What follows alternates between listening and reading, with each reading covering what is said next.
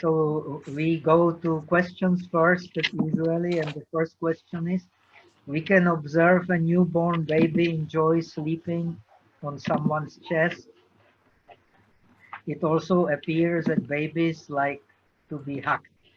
This phenomenon is so natural. I am wondering whether it is the manas of that newborn baby can extract previous lives information from its alaya consciousness, that the sixth consciousness get the image from the seventh consciousness in order its eye consciousness and its body consciousness to react so as to get attention and to ask for staying in its enjoyable condition. Now you have to understand what is your eyes are the product of your wish to see in the past life. If you did not have the wish to see in the past life, you would not have the eyes in this life. You have to understand this very clearly. And because of this wish to see in past life, now you can see.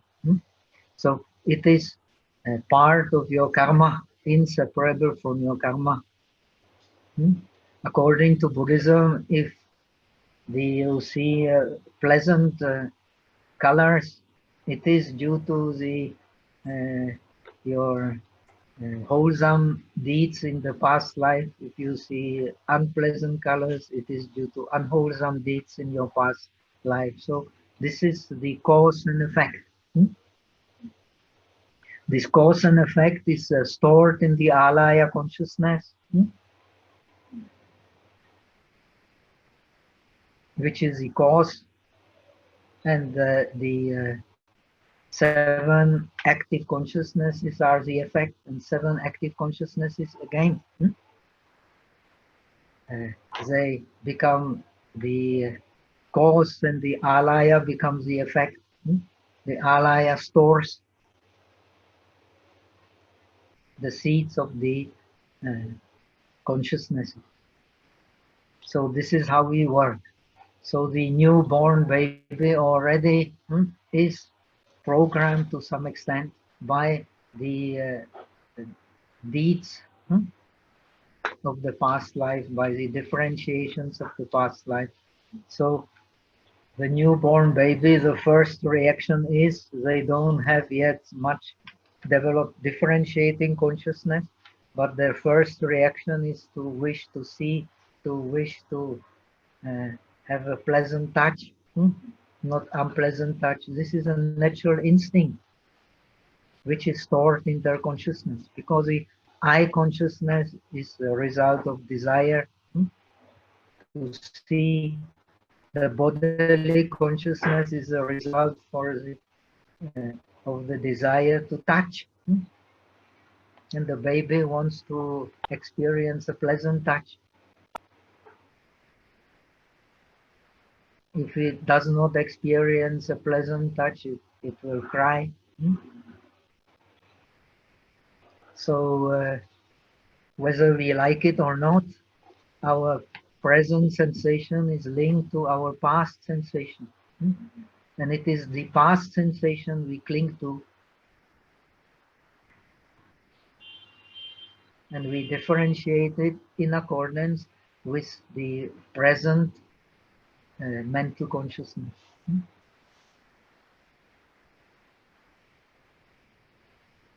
So the mental consciousness of the baby is not very developed, but it has a very developed 5 sensual consciousnesses, which are predominant. Later, due to education and due to many other factors, as they grow, then the mental consciousness becomes predominant.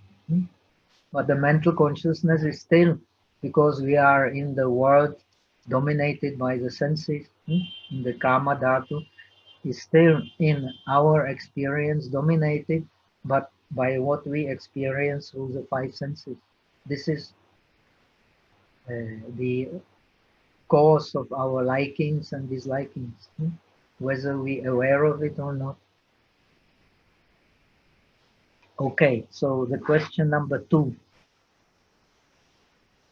I had some strange experience a few times in past 30 plus years. For example, I just visited a new place and talked to newly met person. Suddenly I had a particular snapshot in my mind. Oh, I did experience the same. I was in that place before and I had talked to the same newly met person. Even so, that person's face was fuzzy. That is ridiculous. It is not ridiculous at all.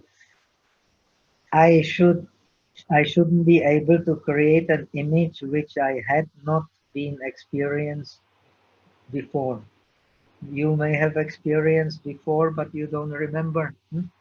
There are many, many more things that we don't remember than what we remember. Then when you meditate, you will be surprised that you can, when you direct your mind to the past experiences, you will be surprised how many things you can still remember which you have forgotten.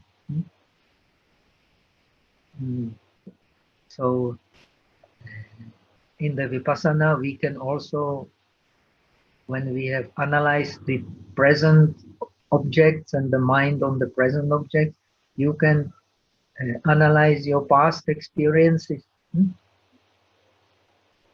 This is actually done in Vipassana. And the past experiences appear like the present experiences. So this is why the Buddhism teaches our world is like a dream. Especially when you meditate, so many things can crop that you may think you know, but you don't remember from where. Would it be possible to have time lag in consciousness? Of course it would be possible, because time is subjective, it is not objective. When you meditate, well, maybe you can experience a long, long time like a short time. When you are bored, you experience a short time like a long, long time. It's all subjective. Nowadays, we think that the time is objective, second, minute, hour. But in old days, when you read the Bible, people used to, in India also, when you read the Vedas, people used to think in terms of how long it takes for a stone to fall when you throw it, how long it takes time to eat one meal. This is how the time was measured in the ancient time.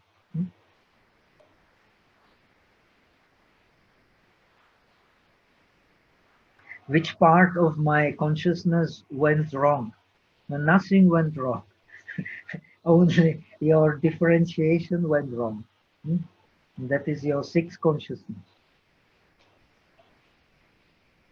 Probably either darshana bhaga or nimitta bhaga in the illusionary sixth mental consciousness has captured the wrong image.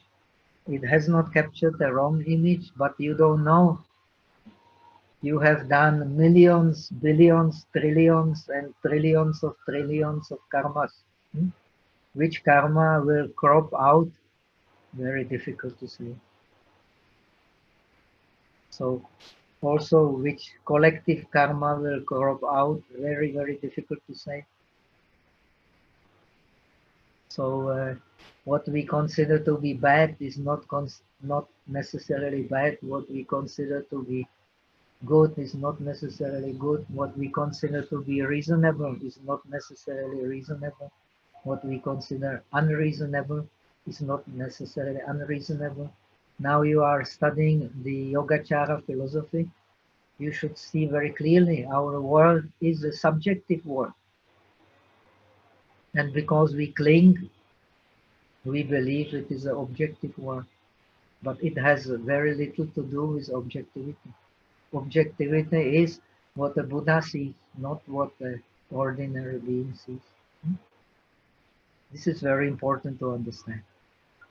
So your idea of wrong and right is completely based on the illusionary six consciousness, which is precisely that which confuses the beings. Because it is based on manas. And manas is the base for six consciousness, and in manas, the idea of self arises spontaneously. In the six consciousness, then arises sometimes spontaneously, sometimes by differentiation. But in manas, always spontaneously. So it is the deep consciousness, which we normally see. But you can understand that it is there because you are attached even in a dream when there is no object outside to be differentiated by the six consciousness. So even in a dream, you already attached, you already have aversion, and it is nothing but your six consciousness working on the base of manas without the reference to the outer object. Now we have two types of mental consciousness, very important to understand. The mental consciousness following the input of the five senses, and the mental consciousness where the object comes from the mind itself, like abstract ideas, are not directly linked to colors, sounds, and so on.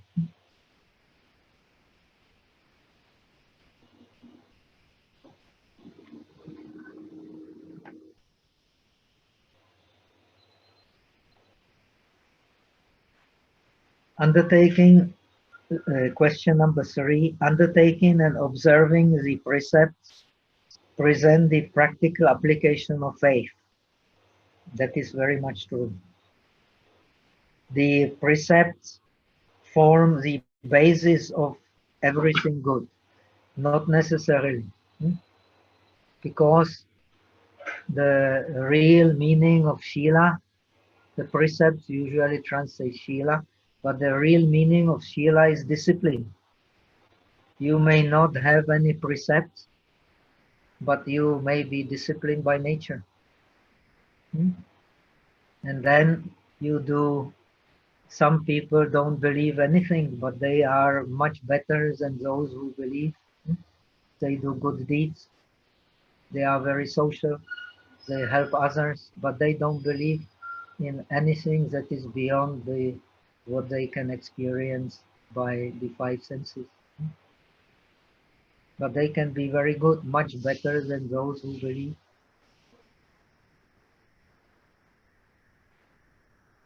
So there is the spontaneous good conduct, and there is a good conduct based on precept. If the conduct based on precepts is successful, then it also becomes spontaneous. The good person spontaneously does not do bad deeds, and he not necessarily needs any faith for that.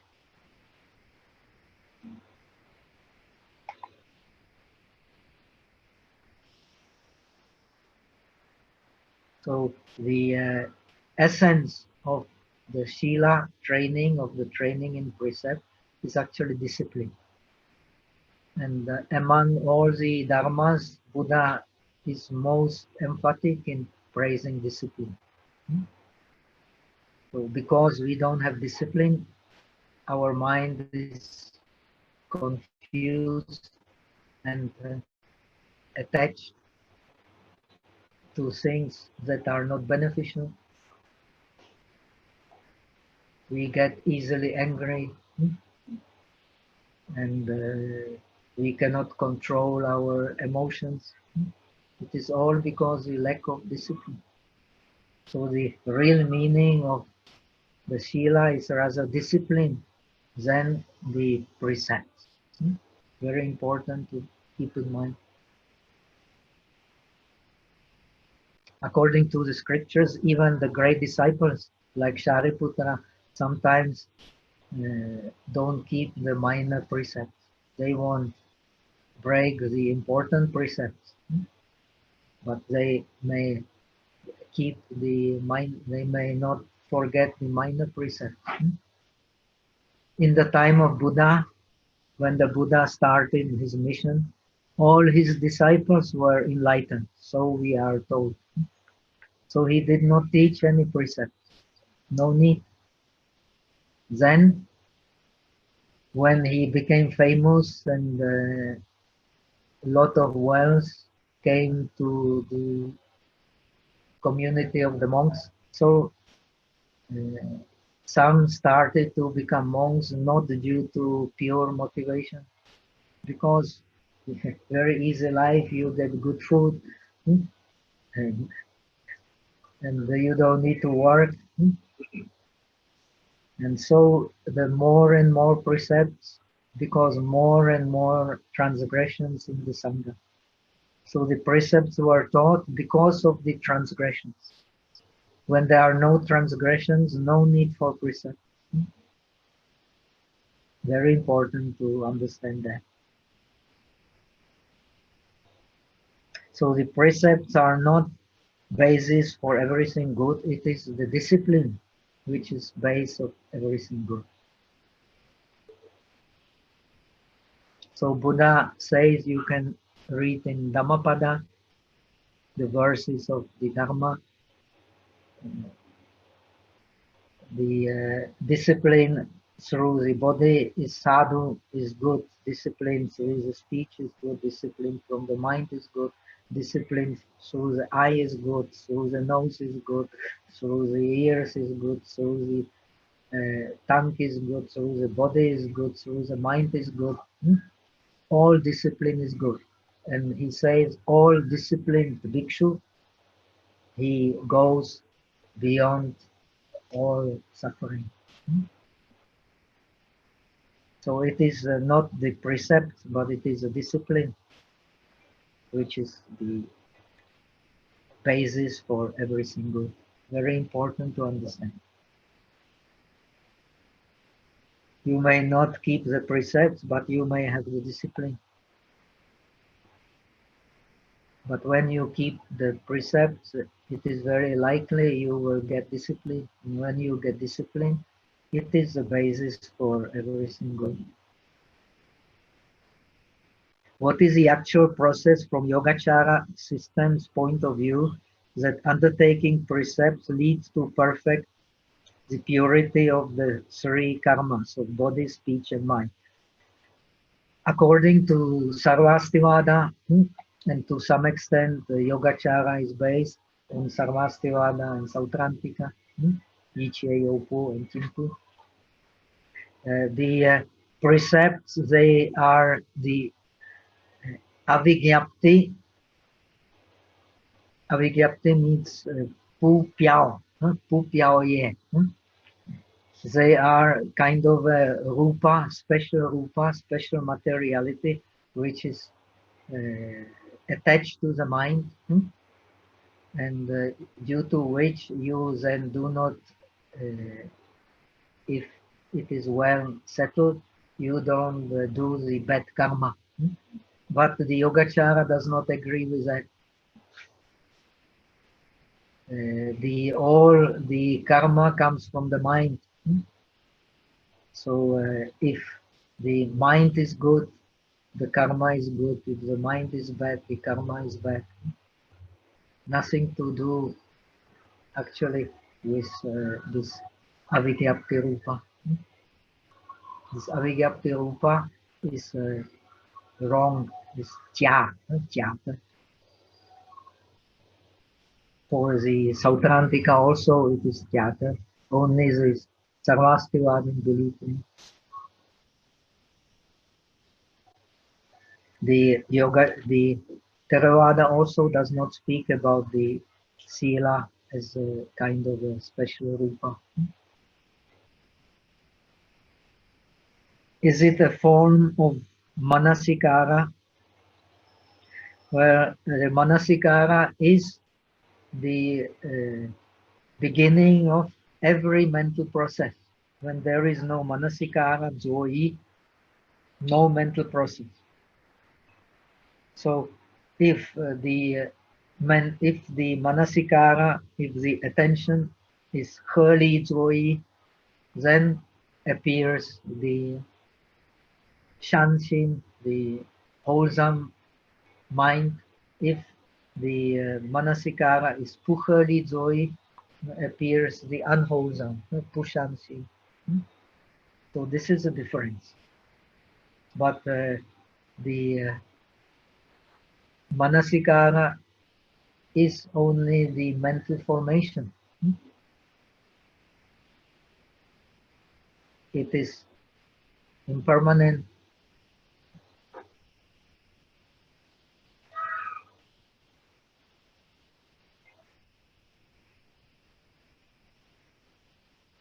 Is it a pragyapti? Of course, it is. This avigyapti upa is a pragyapti. It is shasha, neotso. It is true. It may be helpful for understanding the Dharma, but it does not exist as such. Is it correct to say that the Shotye ceremony have impact on the sixth consciousness, then subsequently suppress the bad seed stored in alaya from functioning, provided you take it with sincerity and intention to do. Yi. Yi means intention to do.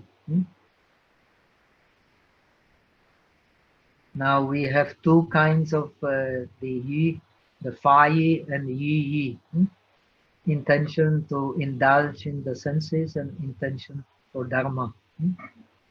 So the intention for dharma, if the shotye becomes intention for dharma, it will of course change the karma. But in the Theravada countries where Buddhism is the national religion, many people just take the precept as a kind of a convention. Like in the West, people go to church also for convention, but they don't really believe. So the only when you believe, then you will practice the fear of evil and the shame of evil. Then your precepts will be successful. If you don't have Tsankwe, the fear, the shame of evil and the fear of evil, your precepts will not be successful. They will not become the cause of wholesome mind. And every wholesome mind, according to Buddhism, all systems, they have the shame of evil and the fear of evil. Shame of evil because of the self, and the fear of evil because of fear of being reprimanded by others. So these two things make the Shotye succeed. If it is not there, you may Shotye a million times, but it will not change your character. Okay, these are the three questions. So we have some more questions. You have discussed grossness and pliancy in your lectures and notes. Very important. Please kindly contemplate on that. We are all, our suffering is our grossness. And our happiness, real happiness, is our pliancy. This is very important to understand. The more you understand Buddhism, If you really understand it, the more pliancy you will get. Now, could you please elaborate on these 2 points for beginners practicing mindfulness? Yes, this is very important.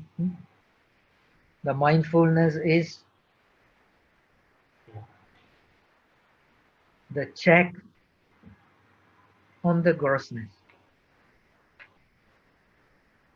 According to Abhidharma, because you have mindfulness, you have the shame of doing evil and you have the fear of doing evil. If you don't have mindfulness, these two will not be there. The result will be what? The result will be that you will grasp for the signs of objects which you want. You will want to possess them for yourself, and you will want to push away by force the signs of the objects you don't like. So this is the cause of the appropriation. The more upadhi, the more appropriation we have, the more grossness we have. So the grossness comes from desperate clinging, forceful clinging to the signs of objects. Now the difference between the meditator is that he checks this by mindfulness and awareness. So of course he may have likings, he may have dislikings, but it does not lead to forceful clinging and to forceful aversion. So he enters the process of purification and he can get more and more pliancy.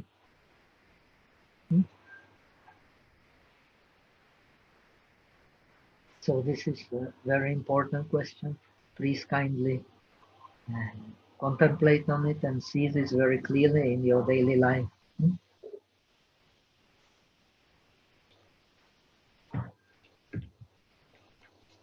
This one.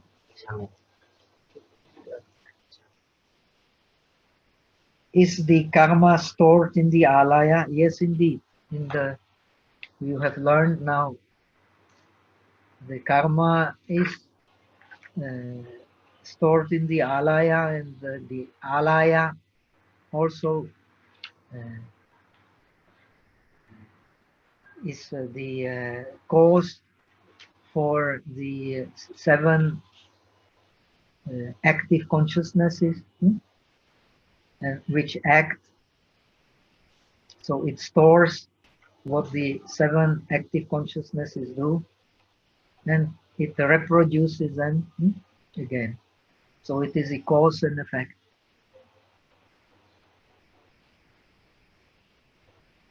If so, how does the alaya consciousness transfer from one life in the other according to Yogacara? Very simple. It transfers because when you die, the other consciousnesses slowly stop functioning. You have less and less sensitivity in the body. Then you less and less differentiation. Then in this case, finally, what remains in this process of dying is the alaya consciousness. And the alaya consciousness stores the bijas. And the bijas are the cause of the phenomena in Yogacara.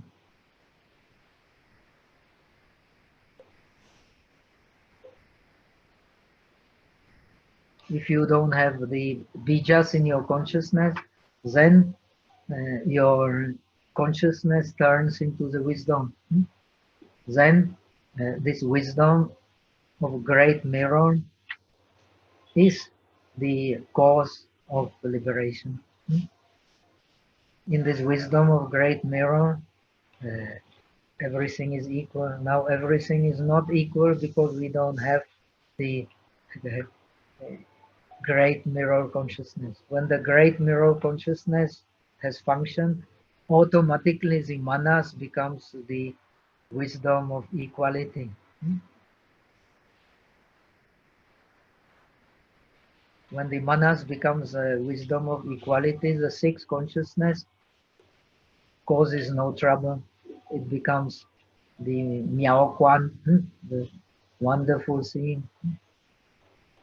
And then the five consciousnesses, they do whatever you wish. So, no trouble anymore, no suffering. So you are based in the real. And the real is the suchness of the consciousness. No matter whether you Arahat or Pratyeka Buddha or the realized Bodhisattva, you are based in the real. But we beings who have not yet a deep realization, we are based in our seats. This is our subjective world.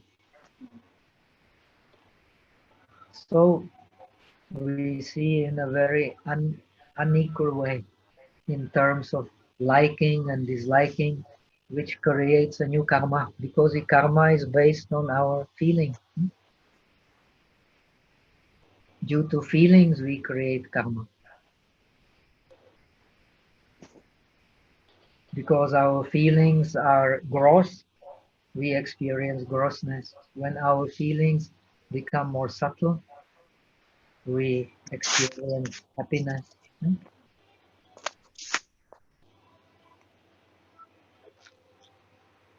When we experience, when we function with grossness, even we are happy, we are suffering, but we don't see it.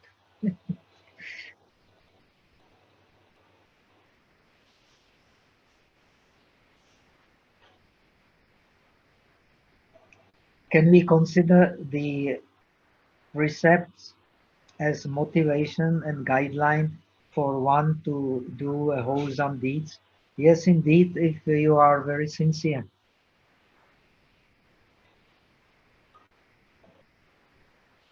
So, very important to understand, all depends on motivation. Motivation here means the chanda. The Buddha explains, Sabbe Dhamma Chanda Mulika. All the phenomena are based in the intention, in desire. If we have sincere desire for Dharma and we practice it, sooner or later we will experience more pliancy. And the pliancy is real happiness.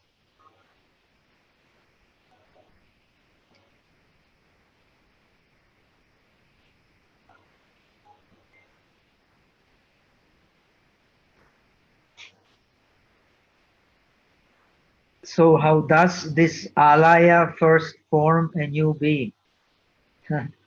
Because you are been sleeping. Because we are nothing but consciousness. I have explained, your eyes are born due to the desire to see, your ears are born due to the desire to hear.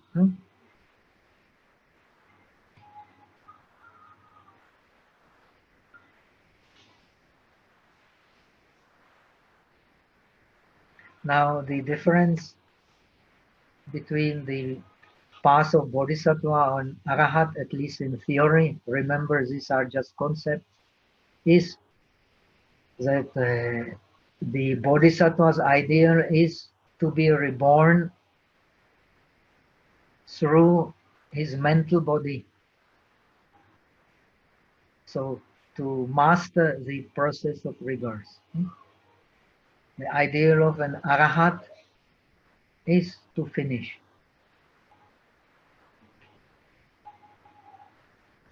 So this is a difference.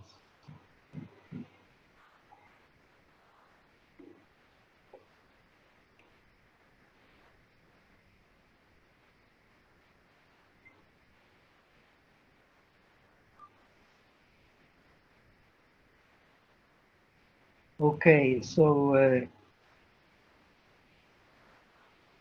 can we consider the present motivation? Okay, another question. Very good. So some people try to think.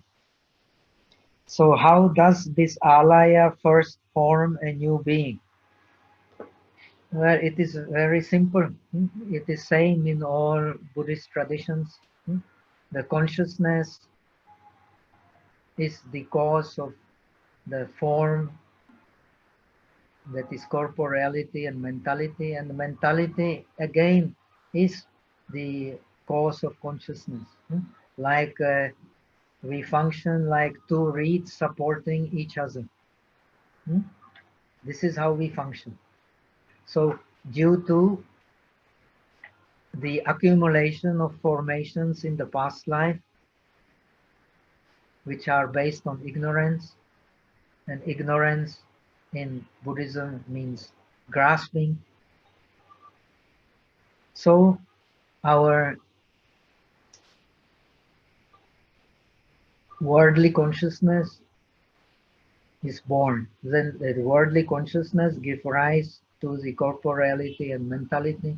Corporeality and mentality develops the 5 inner bases and the 5 outer bases. Then due to them we have the touch. Due to touch we have the feeling. Whether we like it or not, this is a result. We are attached to the resultant consciousness, not to the present consciousness so much. Then where is the breaking point? The sensation gives rise to thirst. Because we have thirst for existence, we have thirst for the self. So we are attached. Because we are attached, we are creating conditions for the new existence. And these conditions for the new existence, which are seeds in our alaya, they give the rise to the new existence. It is quite simple. Buddhism, in fact, is same, but it is explained in a different way in different traditions. All to understand Buddhism means to understand dependent origination. And the specific feature of the Yogacara is that the dependent origination is based in this alaya. It is our dependent origination. Due to the alaya, there is the corporeality and mentality. Due to corporeality and mentality, the inner bases and outer bases are created. And all this is stored in the seeds in our consciousness.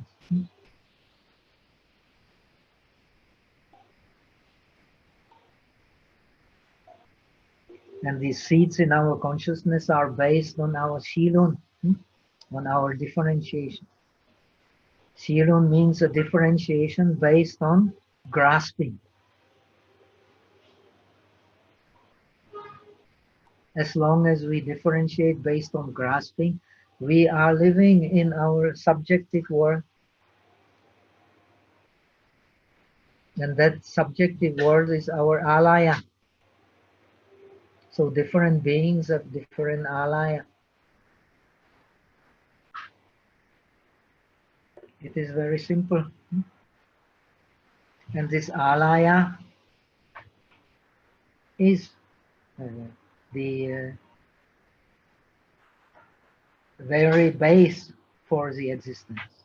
It is the without the alaya, no existence.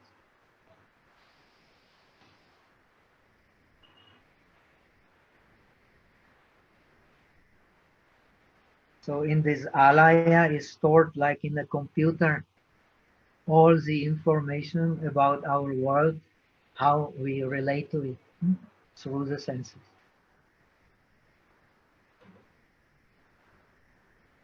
So it's I'm not a computer man, but it can be compared to hard disk, no? Can you say that?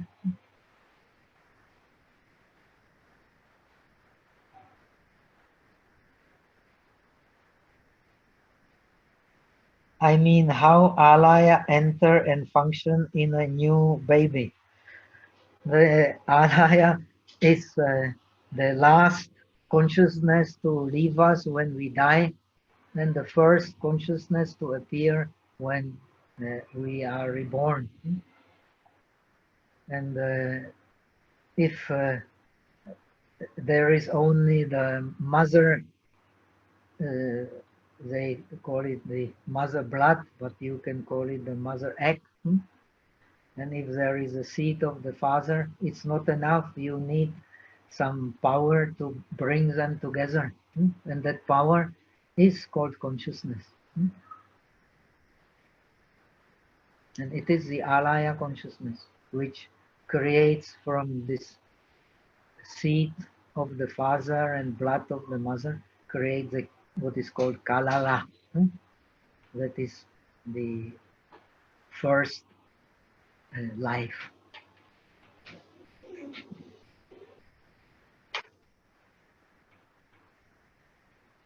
When we are experiencing physical pain, we should practice shamatha or vipassana. Of course, when you're experiencing physical pain, you should practice shamatha and vipassana. When you practice shamatha, you detach from the physical pain because you are absorbed in your mental meditation object. All meditation objects are mental objects, very important to understand. Because you are absorbed in it in deep concentration, therefore you can ignore the physical pain. Now, if you practice vipassana, when you have a good concentration, that physical pain is nothing but the four aggregates. This is what we experience through the body. So the pain is actually sensation of hardness, which is the earth element, sensation of cohesion, which is the water element, sensation of heat, which is the fire element, sensation of vibration, which is the wind element, and these characteristics in the same place when you have good concentration, always changing, never the same. When you can see it clearly, you can detach from the pain. But first you have to practice shamatha, then you can do it. If you don't have shamatha, you won't be able to do it. Okay, no more questions? So we can go to our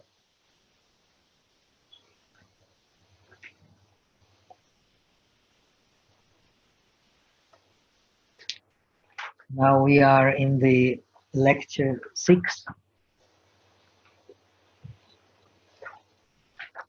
and we have come, well, let us read it quickly from the beginning. This is not so long lecture. As we have seen, an active mind with its mental factors is in the Yogacara born of alaya, consciousness. Because the 7 active consciousnesses use its nimitta bhaga, its xiangfen, its aspect of being seen, to be able to function. Thus, the experience of samsara, the experience of a mind with an in and out flow of impurities, that is ashrava, law, is in Yogacara explained as the transformation of mind, Shinpian. Transformation of mind from what? From its natural state, which we do not see, which is suchness, to the subjective state, therefore transformation. The subjective state is, according to Yogacara, we have already explained, but you have to keep it in mind, otherwise Yogacara makes no sense, is our deep habit of seeing self in persons and in things. Due to that, our mind, which has the nature of suchness, of non-duality, becomes dual. So you see the objects as something outside. According to Yogacara, you see the object as something outside because of your clinging. If you have no clinging, you don't see the object as something outside. This is very important to understand.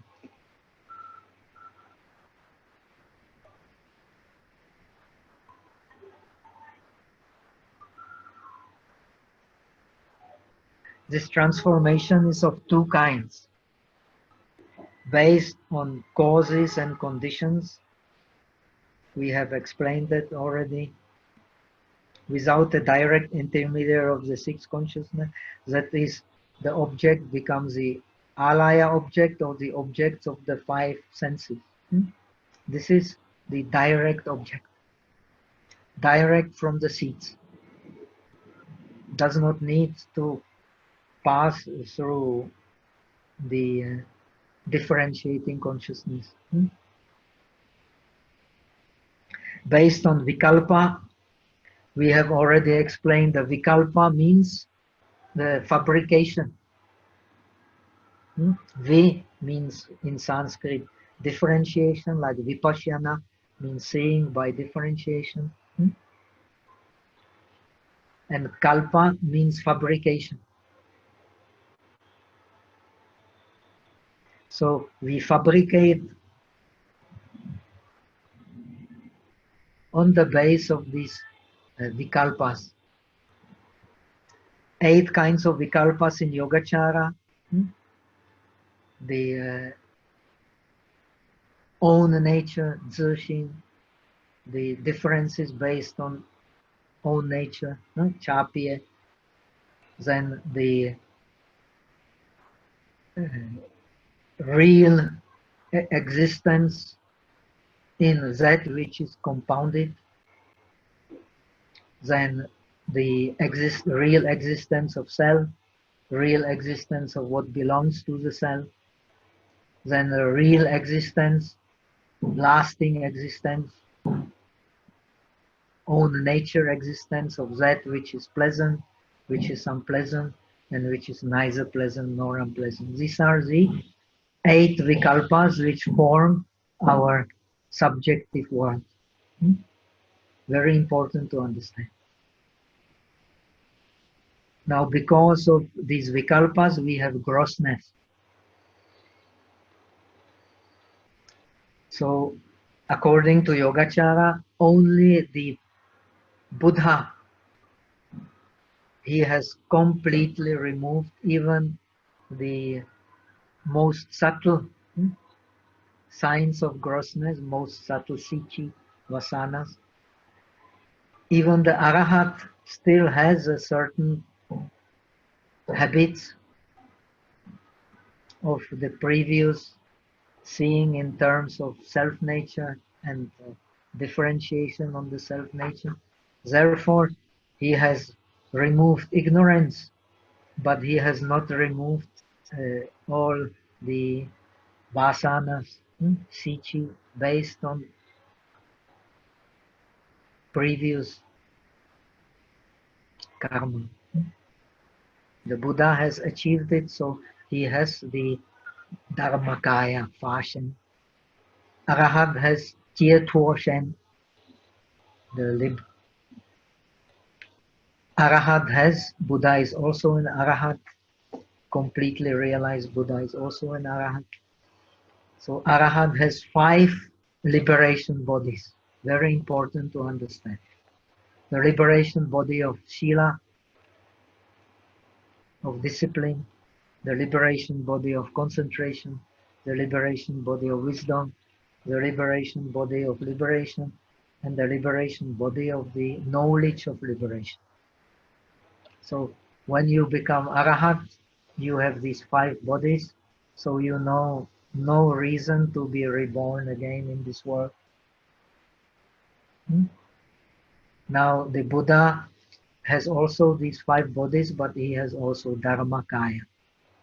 Because he has Dharmakaya, he is one with Dharma. So he's one with Dharma even in his conduct.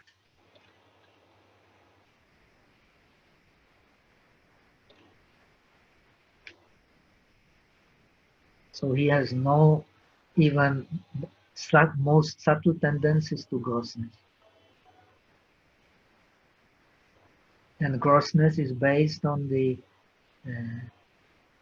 subtle energy of clinging which we all have to our differentiations. According to Yogacara, the Yogacara is the royal way to becoming a Buddha by penetrating the illusionary nature of the phenomenon. Or that's how you penetrate it, by contemplating all phenomena in the mind. In which mind? In the differentiating mind, which is our fabrication. When it is no more our fabrication, it becomes suchness.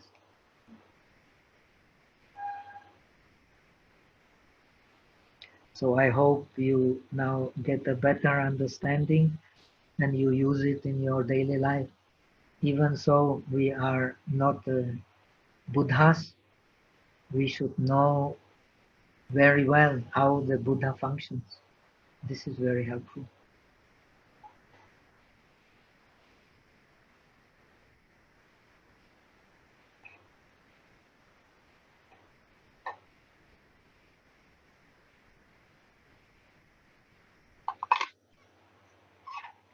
This transformation of consciousness then establishes the nature of our worldly experience based on time, space, and cause and effect. These are the seeds in our consciousness, where cause is neither same nor different from the effect, and can appear at the same time. All is happening in the consciousness. Cause effect is in the consciousness. Vậy à? Nhắc tôi ấp tạm thời.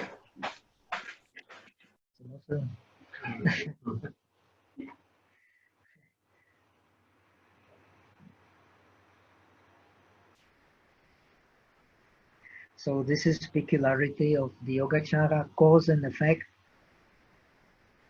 has its base in the consciousness, not outside.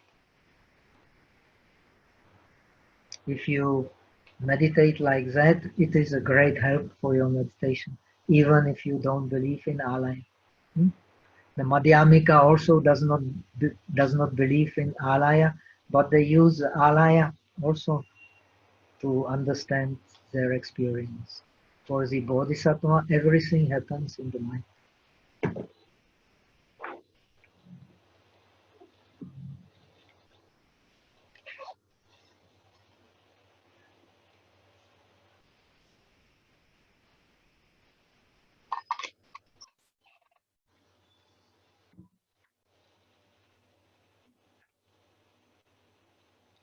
It is because the eighth consciousness is a place where our experience takes place. The eighth consciousness, through our senses, appropriate our world.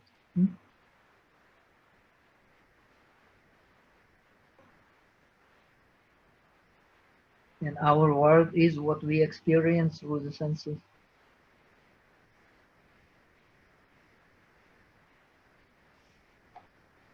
So when there is no more appropriation, so there is no more cause for existence.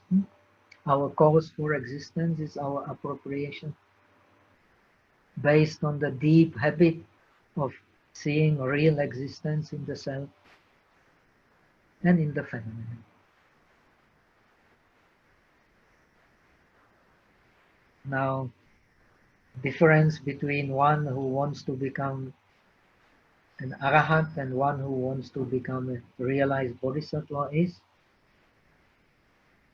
that the arahat sees it and wants to finish with that. The bodhisattva, true bodhisattva, sees it, but he does not want to finish with that. If he finishes with that, he will never become a fully realized Buddha.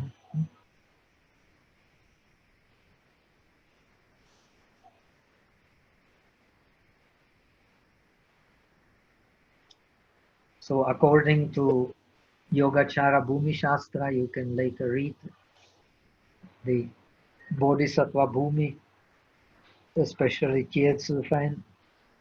This kind of attention is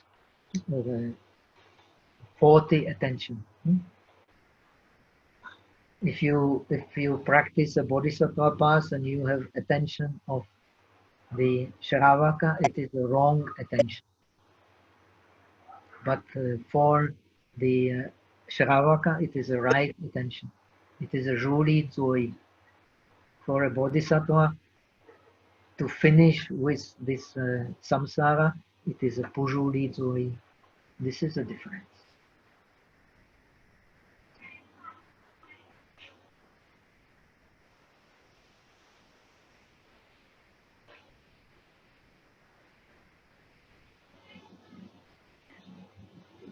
Thus, our continuity is the dependent origination based on the principle of consciousness being the cause of corporeality and mentality and vice versa. This is the most important aspect of understanding dependent origination.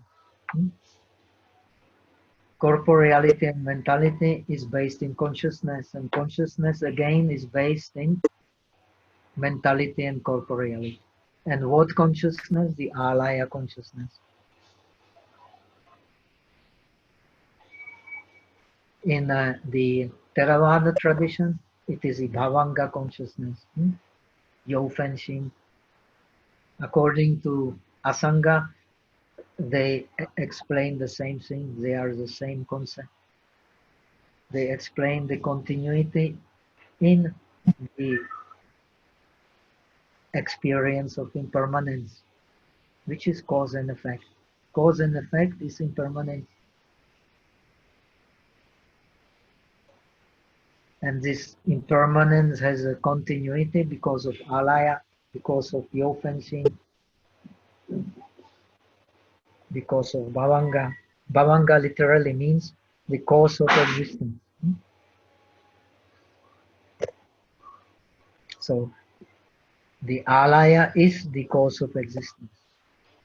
Because we have alaya, we have the cause of existence. When the alaya becomes a wisdom, so you can either finish with existence or you can master the existence.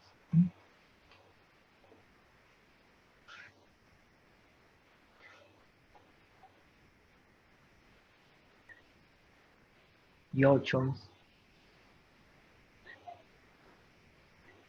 Thus in the Yogacara, the sign of the object experienced by mind and mental factors which form it, without which no mental process can be born, is but a transformation of the mind itself. It is like a reflection in a mirror, so it is a reflected image. What we experience as the outside world is a reflected image, but we first understand it through meditation.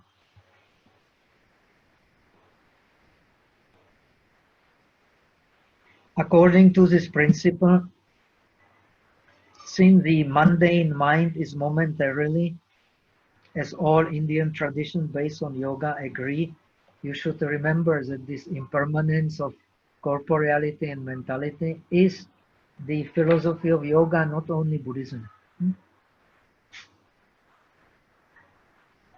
Therefore, the corporeality must be momentaneous arising and cessation as well.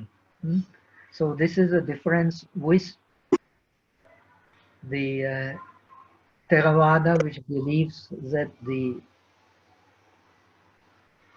momentariness of the mind is much faster than the momentariness of the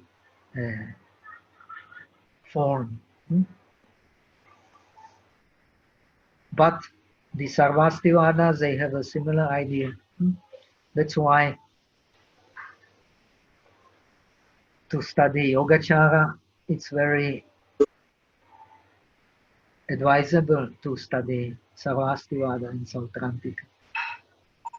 Then you can appreciate the difference with Theravada. And I will teach you a little bit of it so that you can get a deeper understanding of how what we experience depends on how we make the object in the mind.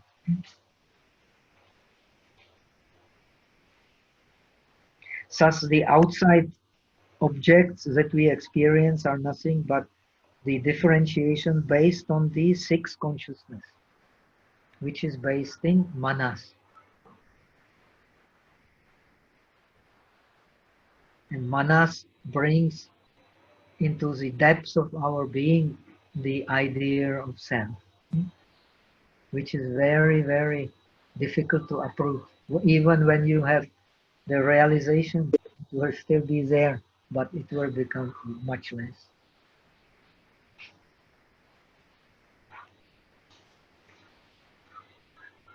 The object we experience with differentiation is already the object of the six consciousness. This is very important to understand.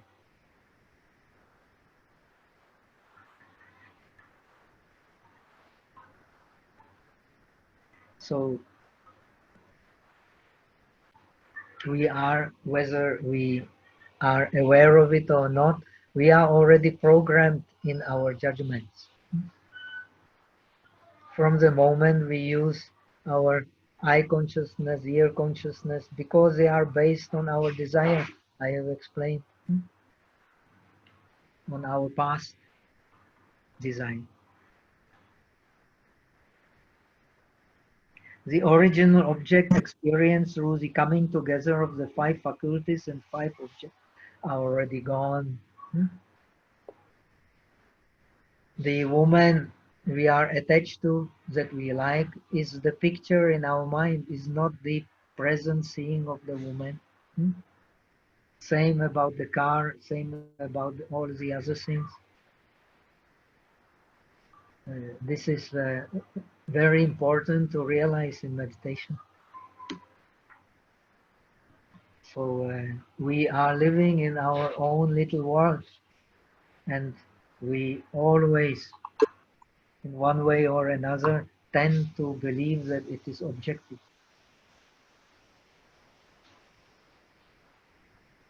Because from the Yogacara point of view, because we do not see the base in alaya.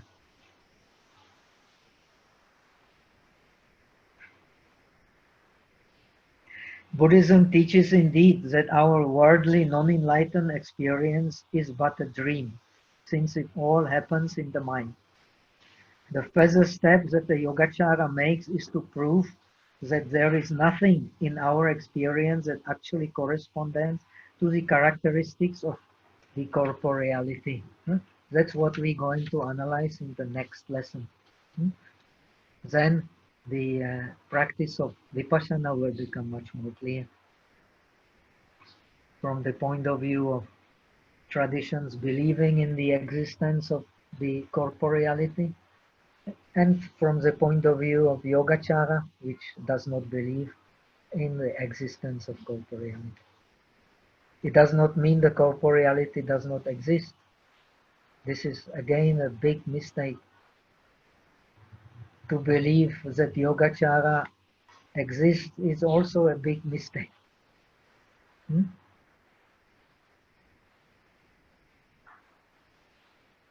But the outer object is our concept. Because we cannot separate sensation from the outer data. It is impossible. And as long as when there is attachment to sensation, there is already subjectivity, whether you like it or not.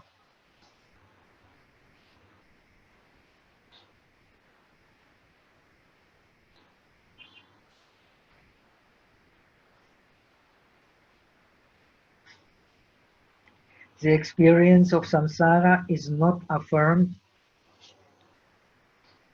to be, the experience of samsara is to be affirmed to be of the same nature as a dream. We will talk about it more. In other words, the external that we experience is only inferable. What we see directly is but our own cognition. Very important to understand and also to see in meditation. How do we know? The Yogacara process of the phenomenological analysis of our experience, similar to Edmund Husserl. Edmund Husserl is the father of phenomenology, which is very similar to the Yogacara approach.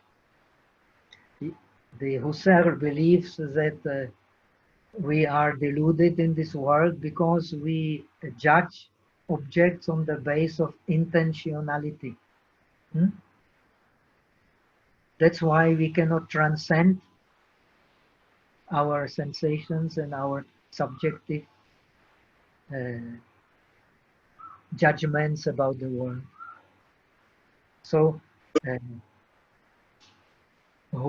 so similar to Husserl, seeing should be analyzed as it appears. This is also what Husserl says. It appears not through intentionality, but through transcendence. Very important word. So, in order to understand ourselves and the world objectively, we have to transcend the intentionality. This is a very difficult job.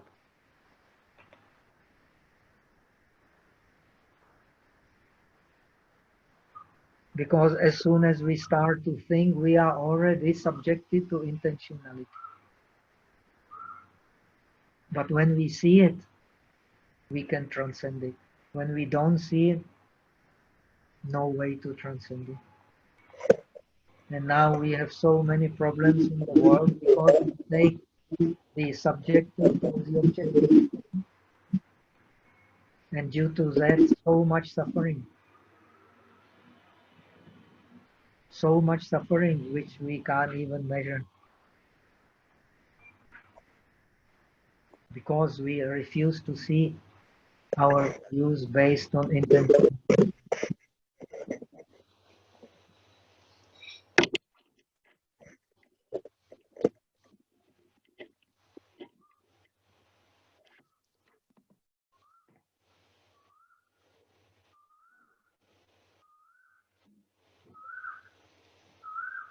Our seeing is but a manifestation of the mind, manifested by a reflected image. This realization is the first step to go beyond the bondage of the world. This is the transcendence.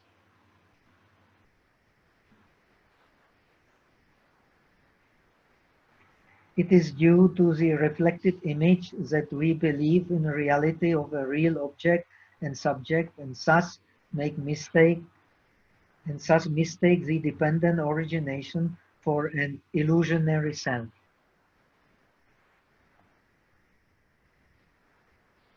The reflected image is the process of fabricating the reality on the base of names and concepts based on them, which bring the inflow and outflow of impurities to the mind, differentiating self in our mundane experience. Because of this intentionality, willingly or unwillingly, already appears a self. This reality is fabricated And our real experience of the world, that is causality, is always colored by fabrication, as long as we have not directly experienced the truth of suchness. So it is a truth of suchness which reveals to us the subjective nature of our experience, which is alaya, our alaya. So our experience in the world is illusionary, but it has own nature, the suchness of the mind. There is, according to Yogacara, nothing has own nature except the suchness of the mind.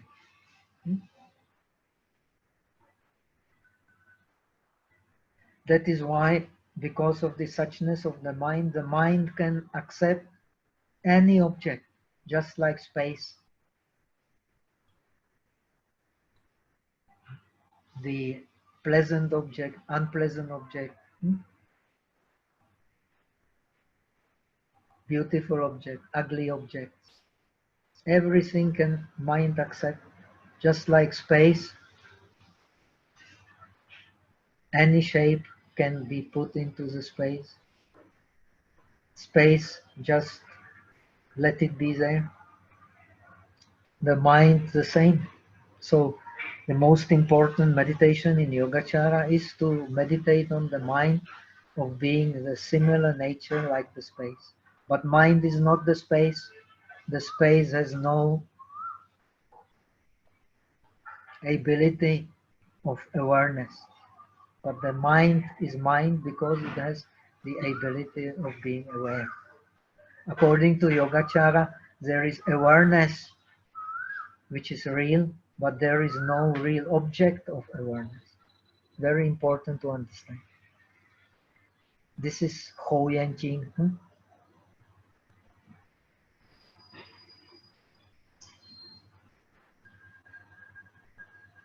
有觉无觉一。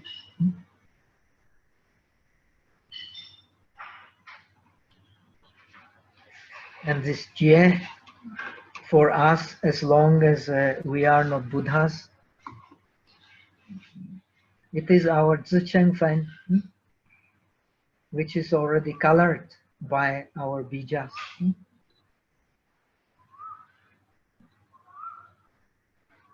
By our seeds in the consciousness.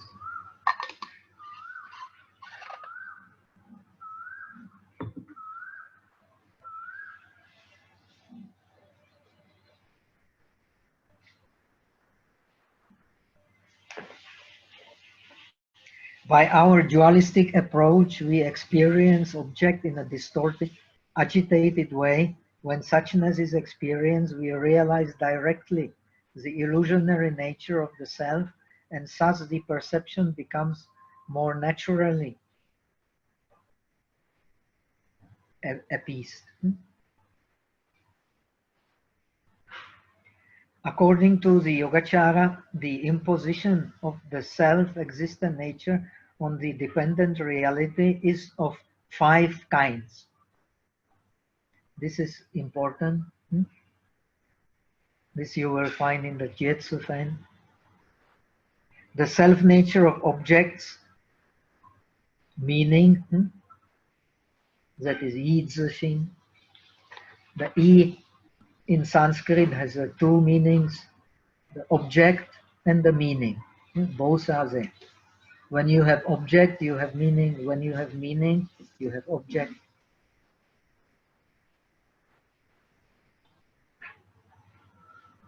So Yi means 所缘, and also means 意思, 两个.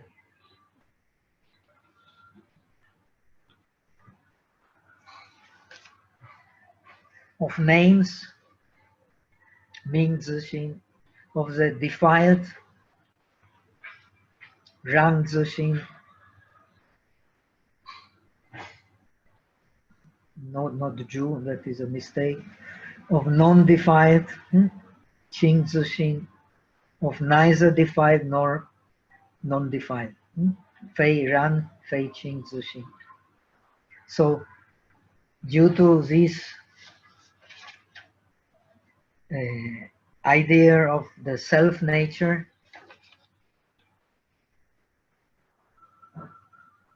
we are subjective to the grossness.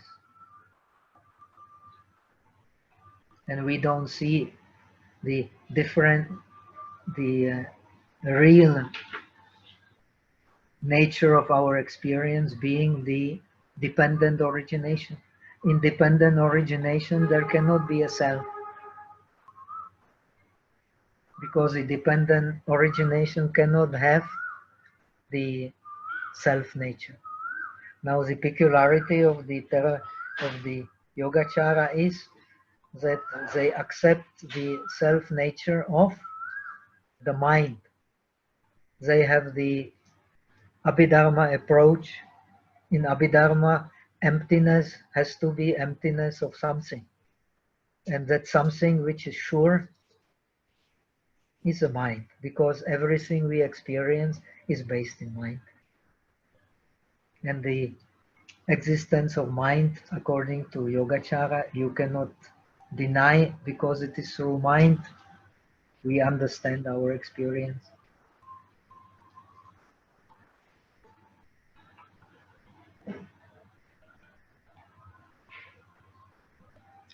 According to the Yogacara, the realization of the disciples is not complete. It does not mean that it is partial. The disciples still live in the stable nature of suchness, but their means to teach it and to use it are not complete.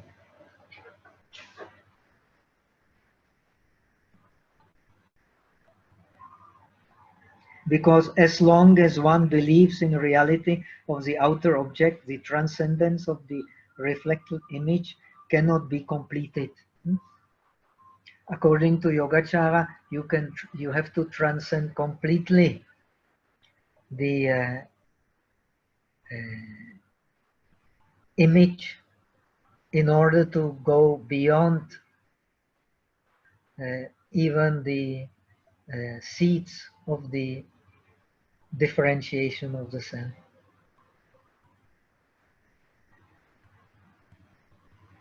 Because all reflected images are connected with phenomena grasping, fajr. So the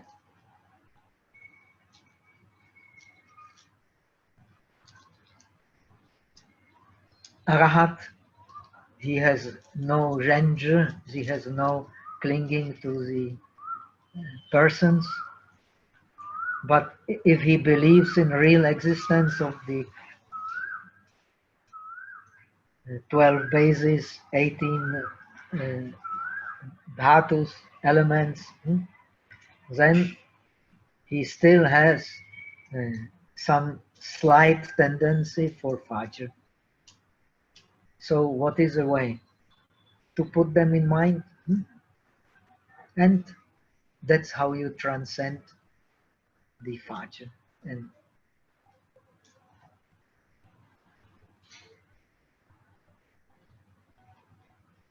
so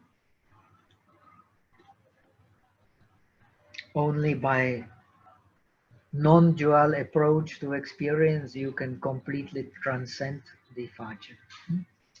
This is the same for all so-called, I don't like this name, as a Mahayana schools. But actually Buddha never taught any Mahayana or Hinayana. It is very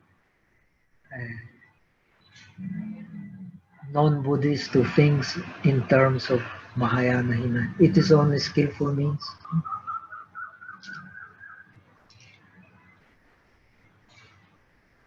Thus the disciples realize the 5 bodies of liberation, but not the Dharma body.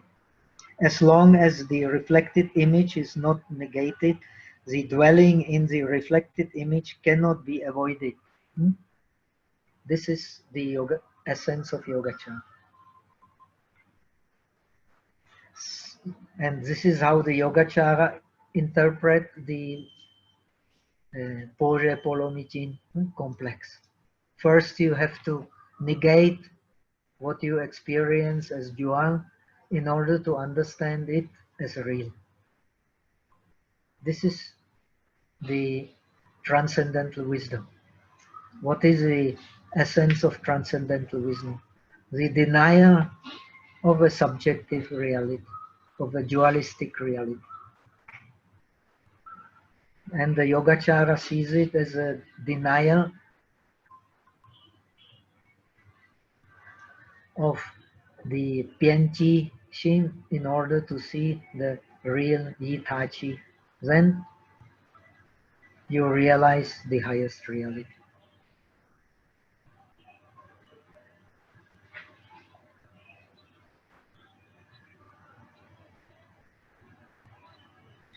So for the Yogacharins, Wei Shi Wei Yi Qie Fa Wu Wo Men. So in the vehicle of the Bodhisattvas, as explained in the Transcendental Wisdom Sutras, the negation of the mundane perception with an existing object and subject is the way to see how the real phenomena arises. So it says by based on the non-seeing, based on the seeing arises the non-seeing. Based on the non-seeing arises a real seeing. So the real seeing, emptiness, suchness is there, but it can only be realized by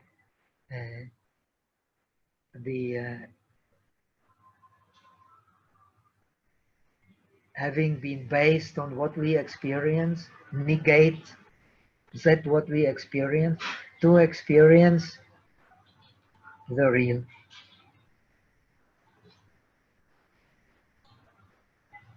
And how is it done in Yogacara? By denying the existence of the Pianchi Shin.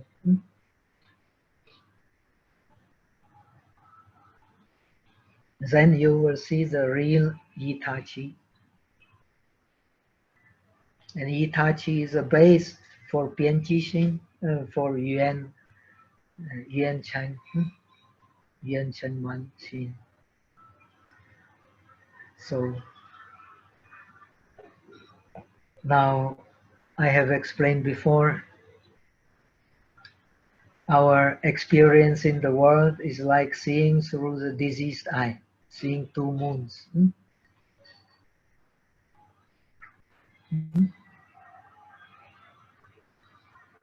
Now, what you see through the two moons is our Itachi, is our dependent origination.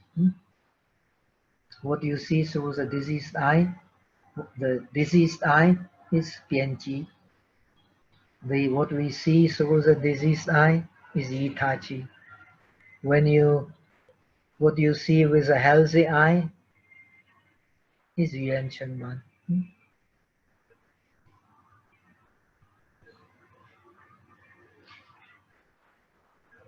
So suppose you see a rope and you mistake it for a snake. That is our Pianchi. Then when you look at it closely, you will see that it is a rope, it is not a snake. Then when you analyze it, this rope, you take it apart, then you will find that it is also just composed. So you will see that actually can be analyzed to nothing, to emptiness.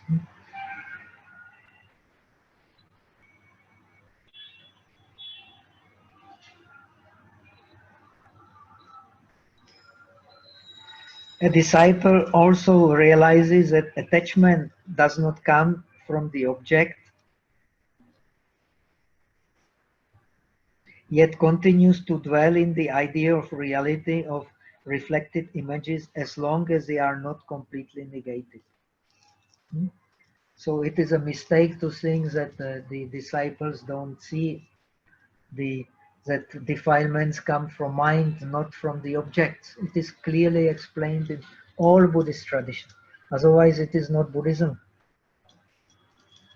Our bondage does not come from objects, it comes from the mind.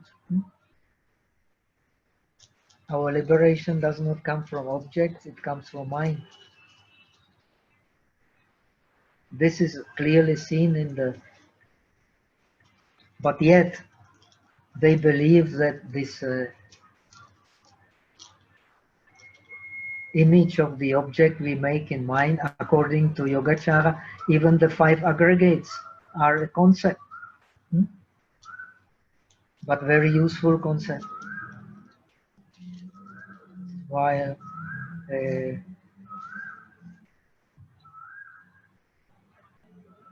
other concepts are not very useful concepts, getting us rid of our clinging to existence.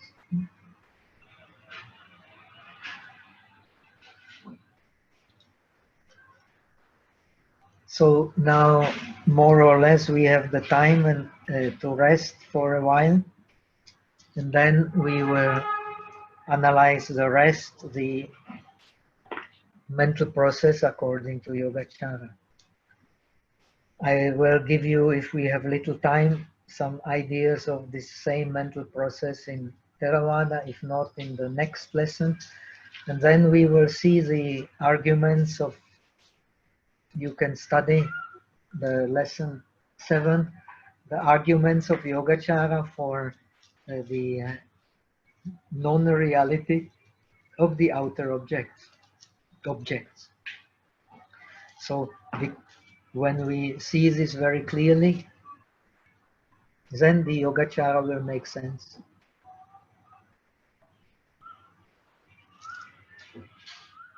Okay, so now 15 minutes break.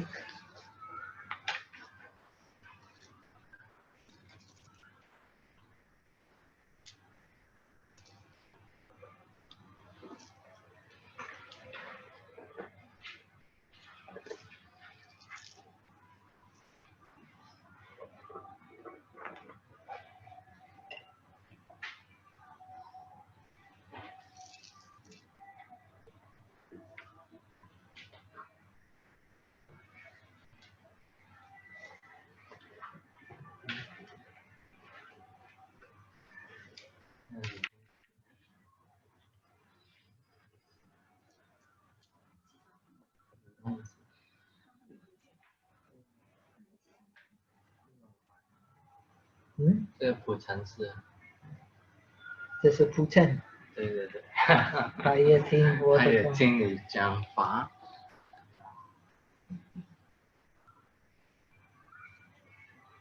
你去露台看一下外面，外面有什么事很热闹。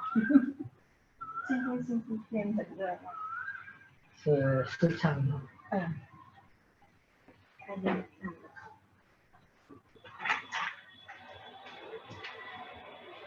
然后我们可以买那个。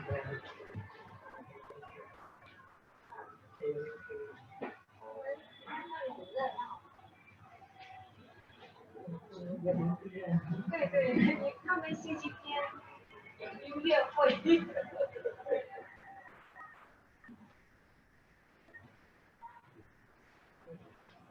就是巴士站、总站。这里很多音乐。是。那你开了天桥就去地铁。印尼人在那里会不会危险？那个过的吗？我去香港去下这个。Anna 会做一些印尼炒饭给你，明天。对吧？明天。还没有去那边参加。他要做东西给你吃嘛？那老师参加了呗。我寧願整個俾你食。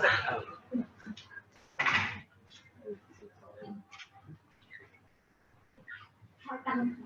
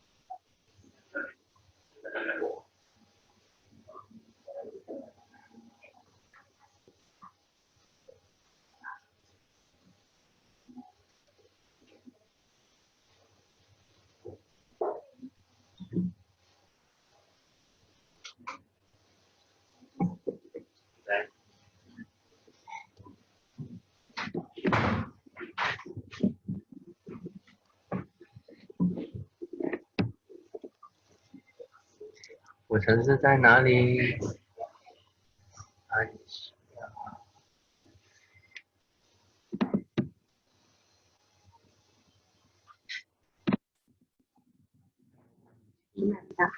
唔係，你仲有問題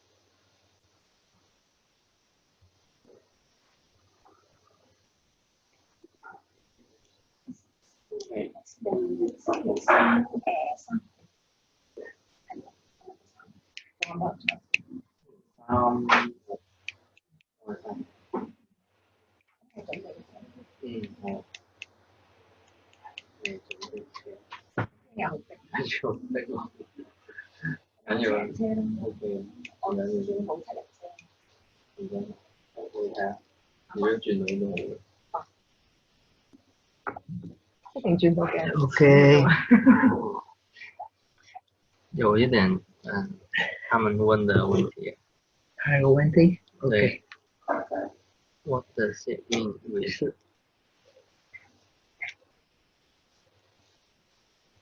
Okay, it seems there are some more questions we have not answered. What does it mean with Dharma?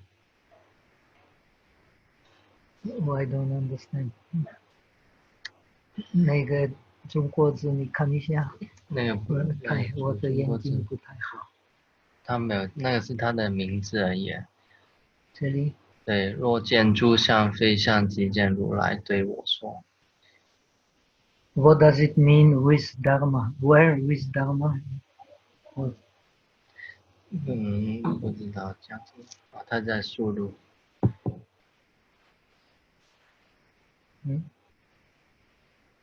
可能 escape 可能还有 K 的，Where have the 5 faculties and 5 objects gone? Where have the 5 faculties and 5 objects gone? Everything comes and goes moment by moment, by causes and effects. In order that anything appear, you need the Adipati, Pratyaya, Zhengshan, Yuan, which is the faculties. You need the Teng Wutian Yuan, which is the previous mind. You need the Suo Yuan Yuan, which is your object. If these are not there, then you need the Yin Yuan, which is the Bija, the seat in consciousness which gives rise to the phenomena. It is when these 4 causes and conditions are there, then the things appear naturally moment by moment. That is dependent origination. Cause and effect. And the cause and effect appear and disappear in every moment. This is what is to be realized first in order to understand your experience. So the dependence arising already implies that whatever you experience appears in the moment and in the same moment disappears. Otherwise, there cannot be dependent origination, because the dependent origination does not allow any self in your experience. Self means the substance, non-changing substance. So these causes and conditions are there, the things appear. Whether you like it or not, they will be there if these four causes appear. Okay. What is the relationship between phenomena grasping and Dharma body? What is the relationship between the phenomena grasping and Dharma body?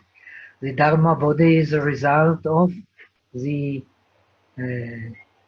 Dharma grasping having completely disappeared.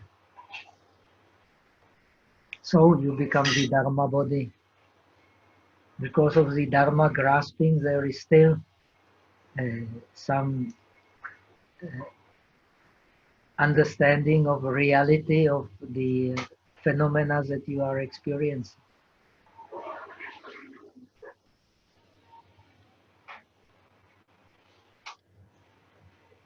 I mean, what does it mean when you said the Buddha is with Dharma?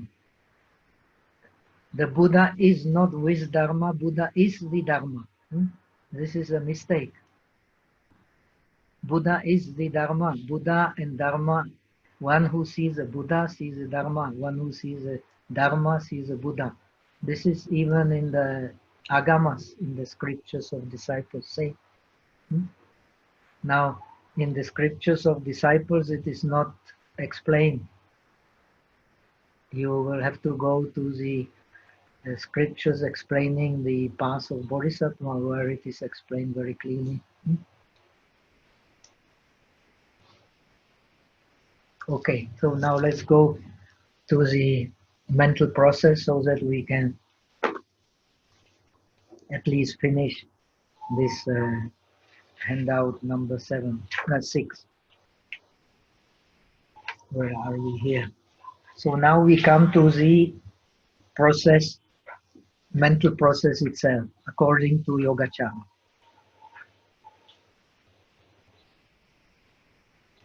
So in order that anything happen, this is very important. I never get tired of repeating. Everything we experience, everything we realize is on the base of the touch. Only if there is a touch, then what is touch? The coming together of the faculties, their object, and the arising of the consciousness based on the faculties and objects. So this is very important to understand. You cannot have anything without the touch, because the touch appears, our world appears. When the touch is gone, no world there.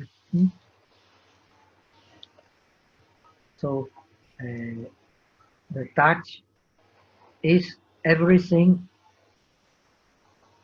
that we actually realize is based on touch. So when there is a coming together of the faculty and the object, the things start happening.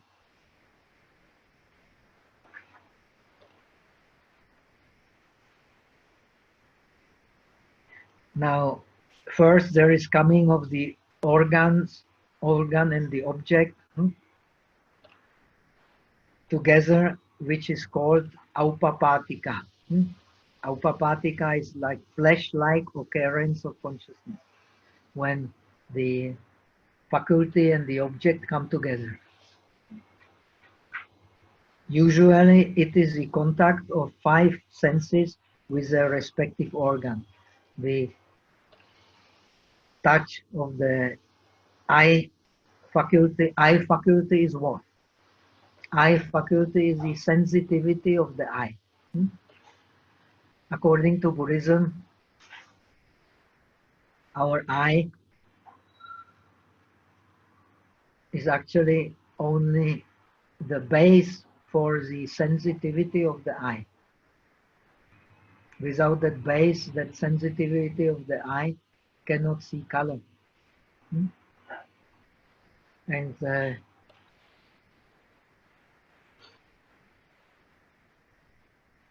the sensitivity of the eye is the product of our karma. I have explained of our previous desire to see, to hear, to smell, and so on. So, because it is a result of the karma, it is sensitive. So you can feel it.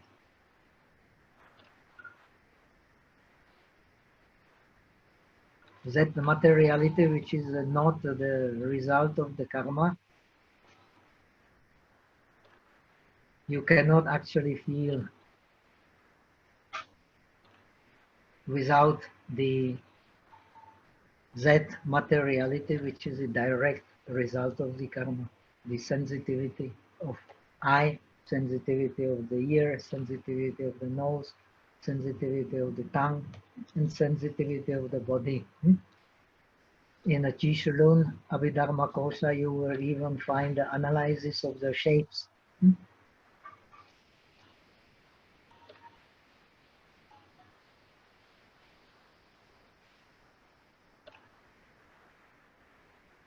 But the sixth consciousness can also have a flash-like occurrence when it is completely in a distracted state. So you can also have Shuai or Shi when you don't distinguish very clearly the object, but you know something is there. It happens very often. But you don't yet search for it, you don't decide what it is, but you know that it is there. So in this case, it's also Shuai or Shi. It appears as soon as it disappears. It appears, and as soon as it appears, it disappears. So it cannot have a continuity. Only the mental consciousness has continuity. This is the secret of the mental consciousness. But the mental consciousness then will analyze the image which is reflected in the sensitivity of the eye, in the sensitivity of the ear, nose, tongue, and body. Then you can distinguish it clearly what this Aupapatika actually only knows that the object is there, but it cannot yet decide what kind of object.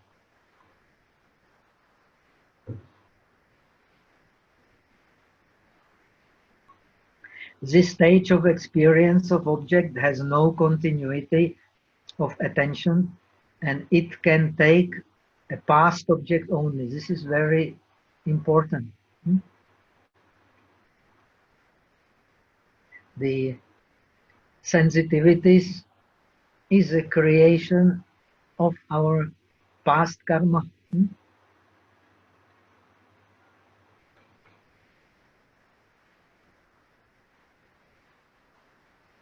It is based on the seeds of our consciousness.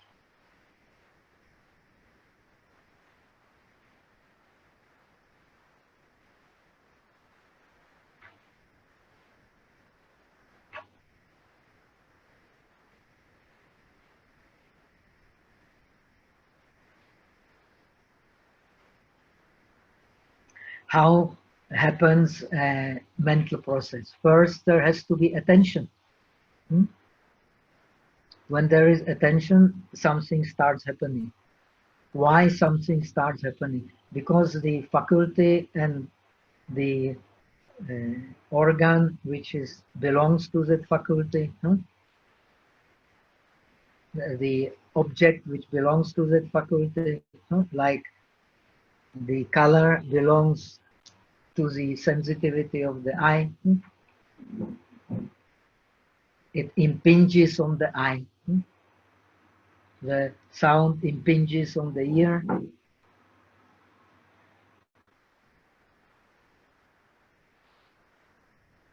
and because it impinges, so you know it is there. If it does not impinge, you don't know it is there. But as you know, as soon as you know it is there, the attention will continue if you start investigating it. If you don't investigate it, you know it is there, but you don't know what it is.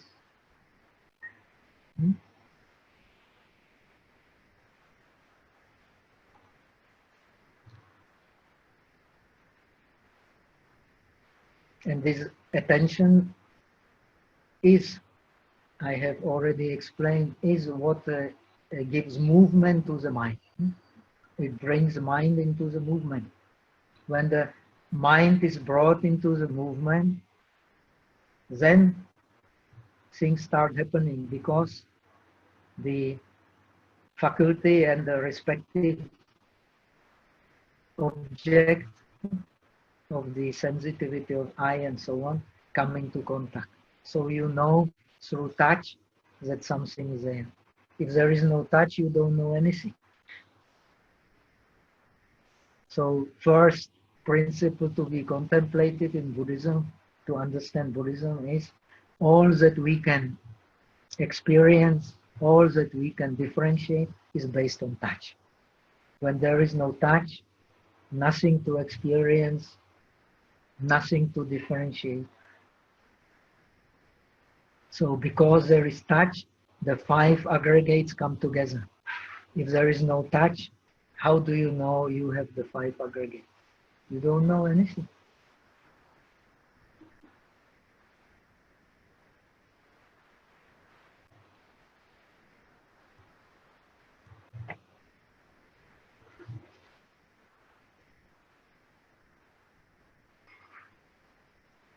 After the connection of the organ with his respective object, there is investigation of the object.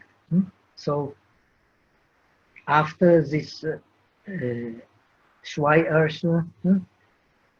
Aupapatika comes the Pariyeshaka, the investigating consciousness. This investigating consciousness can have continuity in attention. But this Aupapatika consciousness, the Shwai has no continuity.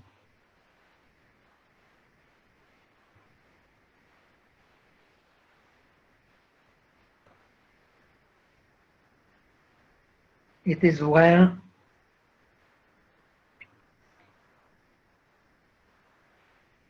it is as well as the next consciousness, it as well as the next consciousness take a present object only. Present object based on the past object. Very important to understand. What we pay attention to is already coded in our past experience. It is very important to be aware of it. We may see the same things, but we notice very different things. So suppose we go to Hong Kong and we pass through the same street, we can have a coffee after that or tea, and you will find, strangely enough, that you may have seen something quite different from the others. So you are already programmed in your attention. Very important to understand. If you have desire for shoes, you will notice shoes. If you have desire for cars, you will notice cars. If you have desire for beautiful women, you will notice every woman passing by. If you have desire for beautiful men, you will notice every man passing by. If you have desire for architecture, you will notice the buildings. So we notice according to our intention, according to our desire. So this is how our karma forms our attention. Very important to understand. So by attention, we conduct the mind. The function of attention is to conduct the mind to the object. So there is a touch, and through the touch we experience, and we experience through what? Through sensation.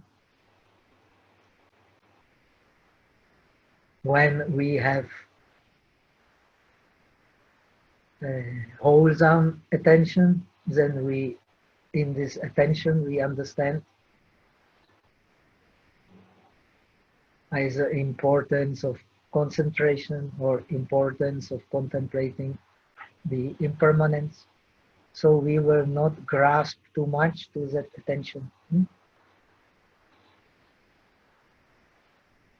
If we grasp to that attention, then all the unwholesome can come. So the object of our attention should be a suitable object. It should be connected with skillfulness. It should be with concentration, and it should know the impermanence. This is awareness. This is wisdom.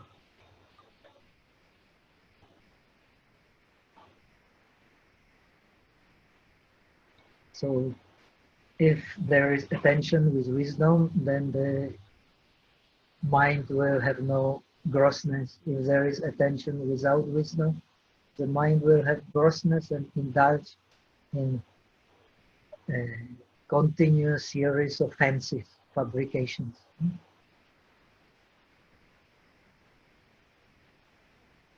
I want that car, I want that woman, I want that these shoes.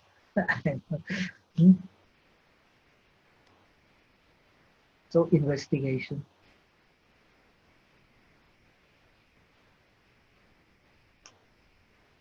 After the connection of the organ with its respective object, there is investigation of the object. The investigating mind, called Pariyeshaka, Shinchusha, which can have, it has continuity. It can have continuity, not necessary, but usually it has. It, as well as the next consciousness, take a present object only. But the present object is based on the past object, we have explained, reflecting the previous moment. If the sixth distracted consciousness is followed by an investigating sixth consciousness, it is called Shui or Sui, following the Shui.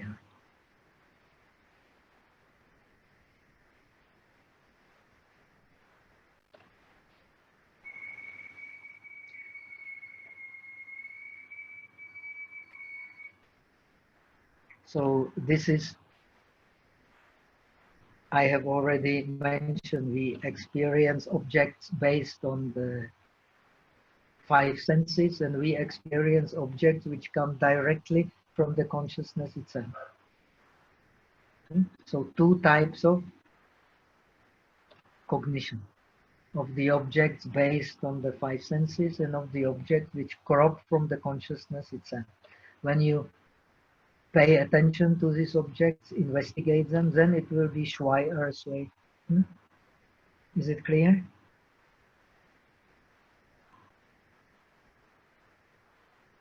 After this, there is occurrence of the deciding consciousness, Nishchita Chitta, Jieting Shi,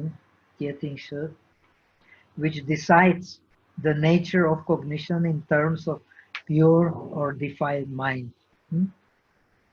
So, according to your investigation, you then decide, and this decision will lead to either you then go through the process either with pure mind or with impure mind. If you have concentration, you have wise attention, it will be pure mind. If you don't have concentration, you don't have wise attention, it will be impure mind. And how do you turn the impure mind into the pure mind? By understanding it is Wu Chang. Wu Chang is Ku. Ku is Wu Wo.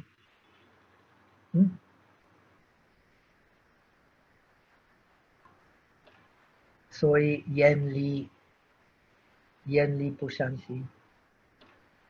If you don't contemplate it is Wu Chang, Ku, Wu Wo, you will not Yen Li this Pu Shan Xi, and it will continue. And it will bring more and more suffering, more and more grossness. So this is the difference between Juli Zoi and Pujuli Zoi.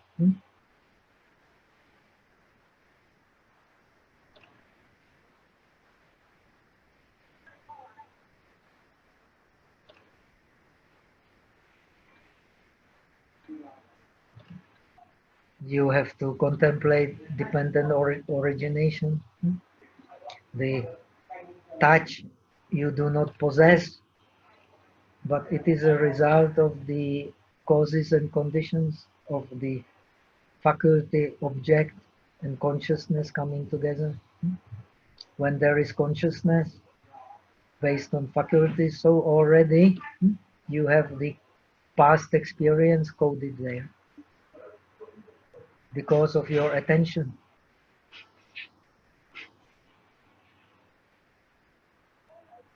So this is a very crucial point, the attention. See how according to attention the mental process occurs. If that attention is based on Juli Zoi, it can bring positive conditioning. If it is based on Pujuli Zoi, it will bring negative conditioning. And negative conditioning is suffering. And negative conditioning is based on clinging. And the clinging is the cause of the self. If there is no clinging, no need for self.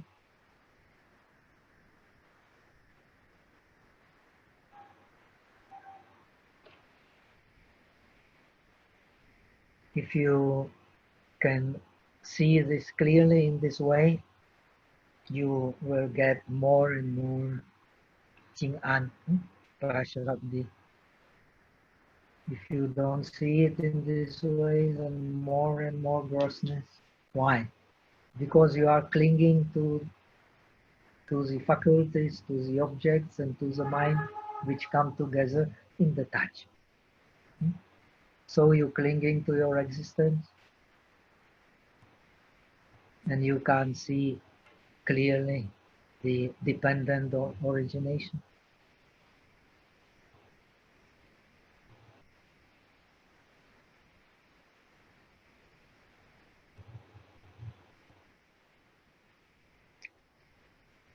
Attention moves the mind and will coordinate the mental factors in it on the base of feeling, which puts the mental factors together on the image which it is attending to. So I have explained, I think, in my past lecture, the attention is clearly connected with Chetana, with will. Both attention and will bring the mental factors together. And because the mental factors are together, the feeling occurs. And when we feel and we cling to this feeling, we are already attached to the past, not to the present object.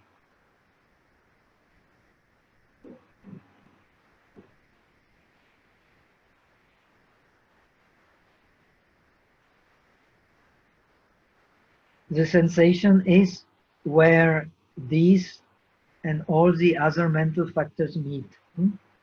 So the function of cessation, due to sensation, we can have experience. If we don't have sensation, we have no experience whatsoever.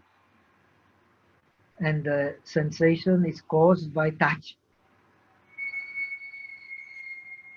And touch is caused by faculty and the object coming together. So the crucial moment is the attention. This is where you see the arising of the touch. And according to your evaluation of the sensation in the touch, you will have either the wholesome process or unwholesome process. Wholesome process is based on detachment because you see impermanence.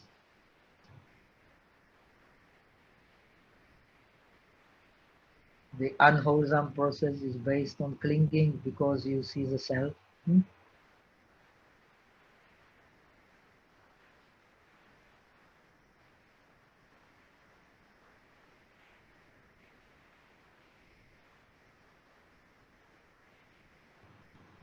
So by attending to the sensation, you give rise to karma. Now the Arahat does not attend to the sensation, so he can go beyond the karma. We attend to the sensation, so we are caught in our spider net, which is our karma.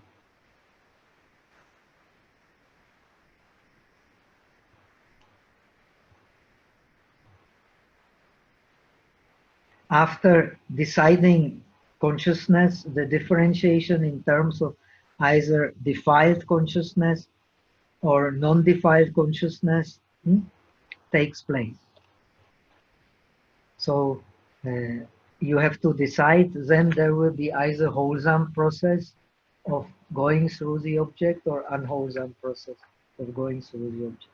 The wholesome process will give rise to the wholesome karma, the unwholesome process to unwholesome karma. The wholesome karma will lead to prashrabdi, to Ching-an.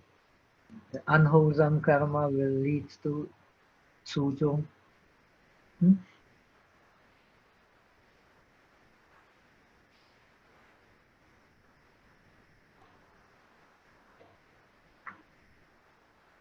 It is consciousness.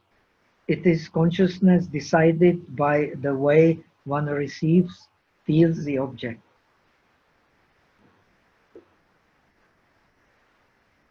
So it is the feeling which decides whether really there will be continuity in terms of wholesome process or not wholesome process. If you cling too much to this feeling, you are sure to experience grossness.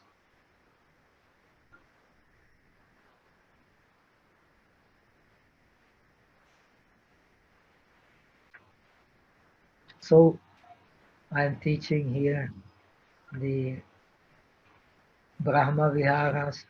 So reformation of the feelings, of the sensation, is the base for the understanding of the correct practice.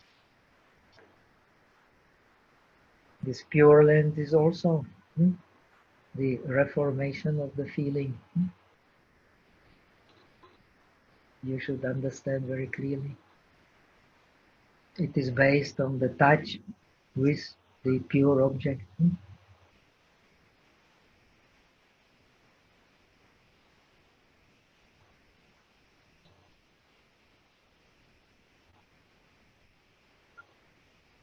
It is then followed by the last stage of cognition called Nishyanda, Tengliu. Tengliu is there are two kinds of resultant consciousness, Ishu and Tengliu.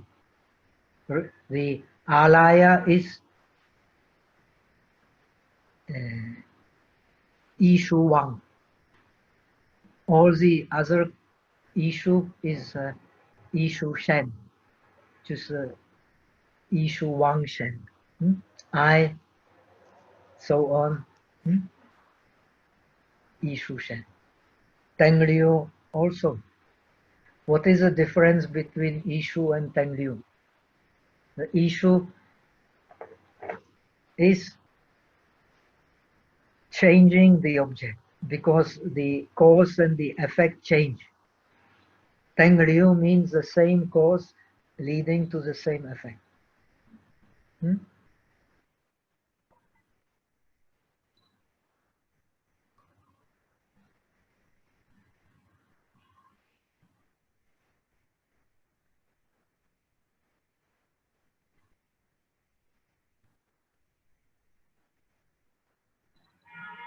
The outflowing resulting consciousness is stored in the alaya store consciousness, the king of all resultant, Ishu Wang, or Sarva Bijaka, Ichie Zhong Shi, because it stores all the seeds and transforms them.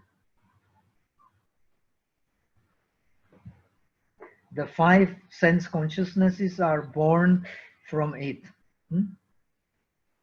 They are called Ishu Shen. So, except for Alaya, all other consciousnesses are Ishu Shen.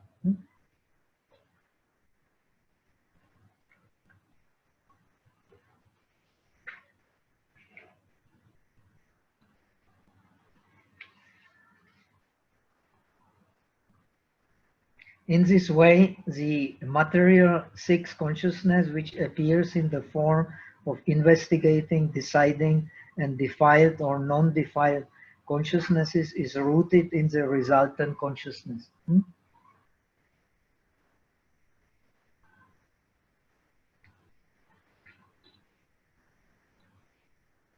The resultant consciousness is the base of all differentiations. So whether we are aware of it or not, we are programmed.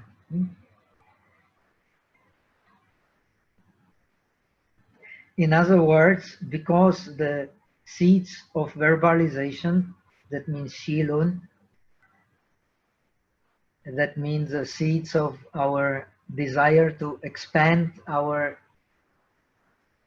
feelings, our sensations, which are Shin, which are, so to say, the motors of the mind. Which mind? The worldly mind.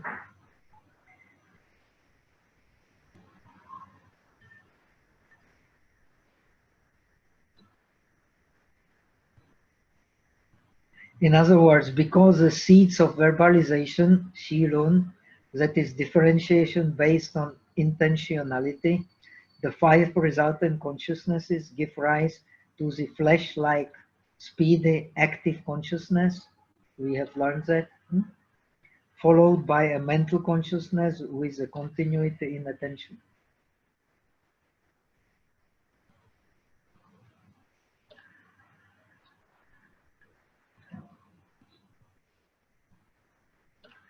Okay, so this should be clear.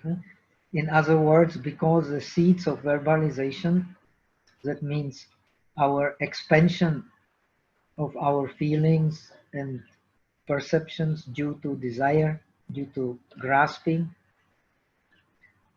that is differentiation based on intentionality. Intentionality is based on these things.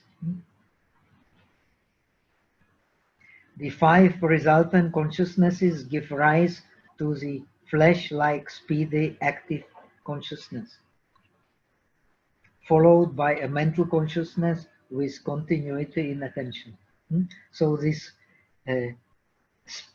flesh-like, speedy, active consciousness has a past object, but this mental consciousness has the present object, which is the image. we have formed. Due to that image on which we sustain our attention, we can then differentiate that object clearly. And that happens in meditation, where you sustain your attention.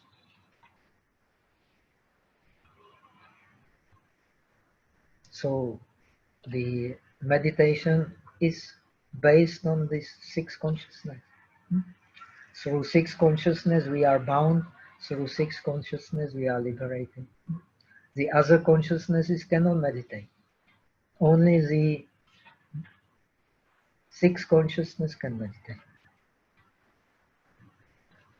The other consciousnesses cannot have a clear object. Only the six consciousness can have a clear object.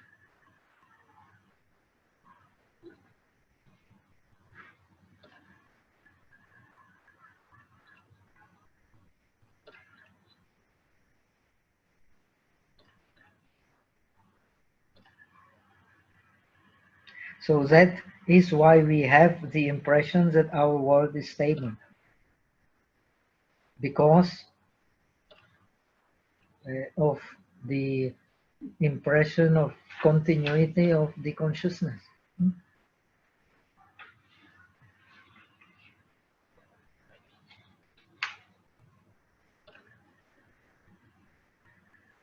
But actually, in the world, you will not find a fragment of stability nowhere. But due to the mental consciousness, which brings stability to our attention, we believe there is stability. But actually, according to Buddhism, the object appears and disappears in the same place. This is very important. Even the Theravada, which believes in the reality of the outer object, you have the same idea.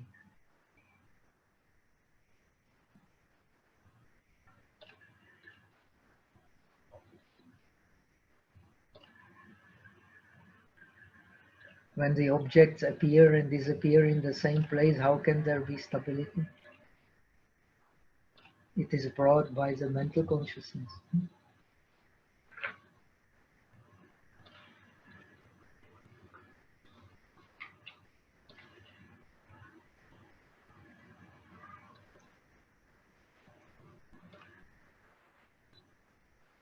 The mental consciousness that follow the flesh-like consciousnesses are investigating or evaluating consciousnesses, deciding consciousnesses, and differentiating consciousness. It differentiates the object in terms of defiled or non-defiled, or neither defiled nor non-defiled categories of consciousness. So this is what we experience through the consciousness which goes through the object after having investigated and decided about it. We experience it either the defiled consciousness, non-defiled consciousness, or neither defiled, non-defiled consciousness. So the job of the meditator is to make all consciousnesses the non-defiled consciousness. Even the neither defiled nor non-defiled consciousness, he should make a non-defiled consciousness.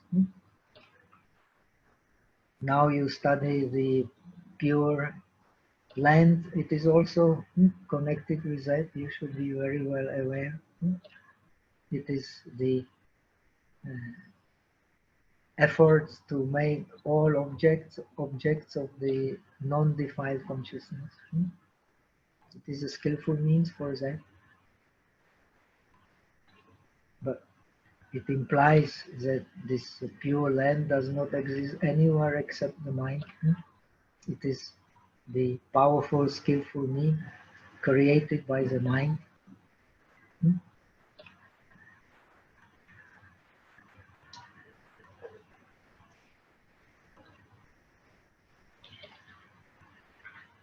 So by turning away from the defiled form, you create the non-defiled form. This is a skillful means.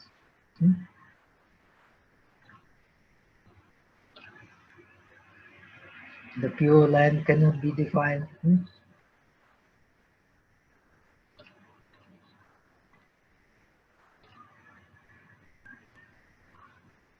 But it is defiled as long as you grasp for it. This should be very clear.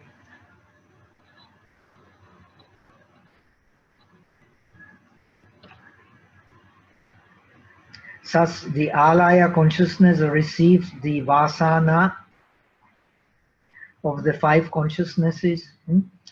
This is habit. Vasana here means habits. This habit is our upachara, is our seeing of the substance in things, non-changing substance in things and in persons.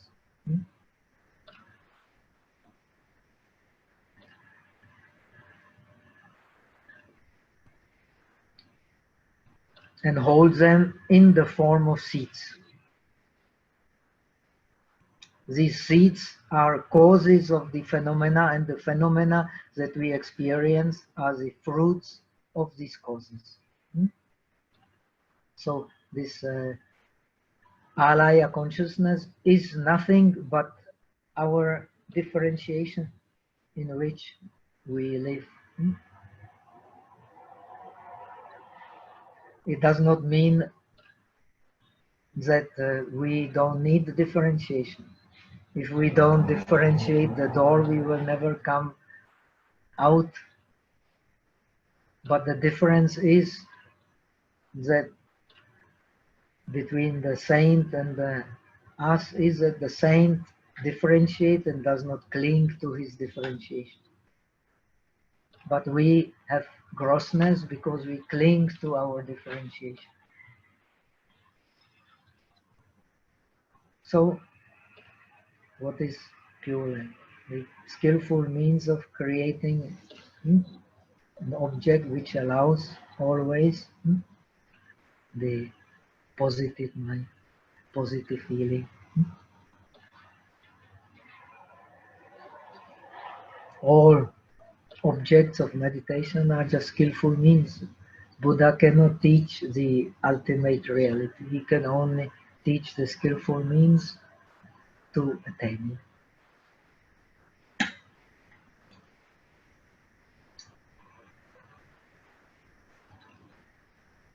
Okay, so we have finished finally the lecture number 6, and we can start with the, I will not now explain, but for your better understanding, I will also explain a little bit, not much. In the next lecture, I hope we can still have time. I will explain this cognition process in the Theravada. And I can little bit mention, we have no time to work it in detail. You can yourself study Jishalun. Then a little bit I will mention the cognition process according to Ichie Yopu Sarvastivada. Actually, all these systems will make sense when you understand clearly how they, what is their philosophy of making object in the mind. Because all cognitive process presupposes attention, and how we pay attention to the object will also determine how we experience the object. It does not mean necessarily that one is right, the other is wrong. It means he is using attention in such and such way. So then the wisdom of Buddhism will become more and more clear. All the different systems are to be used to understand the one principle of dependent origination. In the dependent origination, there is nothing to be grasped. in our experience,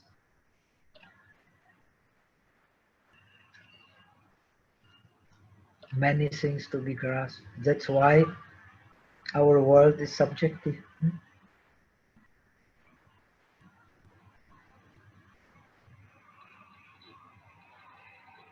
So now let us quickly start with the handout number 7. 还有问题？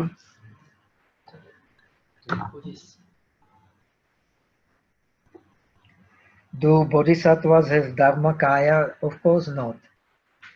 But when you have become a yoti bosa, so you have some understanding of dharmakaya. As you go higher from bosa TET or TRT, so you will get a better understanding. Tisanti still better, Tisati still better.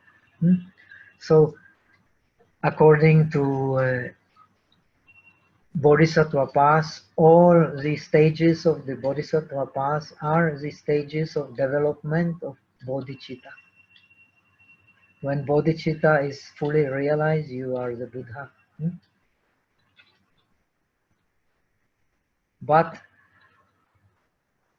all this is based on the Transcendental Wisdom Sutras, which teach that our natural state is nirvana.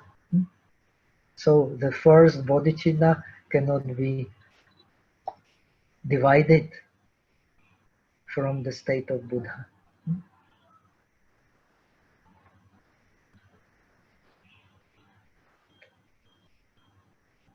Now, what another thing? Venerable, for not thorough intentionality, but through transcendence, may I understand as when we meditate, we shouldn't have any intention, but try to be free from seeing? Of course not. This is a greatest mistake you can make. So you have a positive intention and you have the negative intention. The negative intention is to possess through that the self possesses the object of the senses. That is called the kama chanda, desire to possess. Because we have desire to possess, we suffer. That's why we practice paramis. If you practice a bodhisattva path, to let go. The first parami is push. If you push, you are learning slowly to let go, not to possess, not to grasp. So you can get some little bit of Ching-an.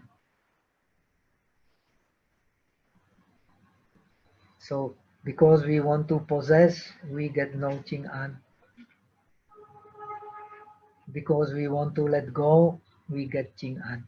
The shamatha vipassana is nothing but letting go. You cannot have deep concentration without letting go. You cannot have deep chanting. In Buddhism, we differentiate chanting and pujanting. You can be very angry and kill with a perfect concentration, but it is based on pujanyen. So it will bring a negative karma.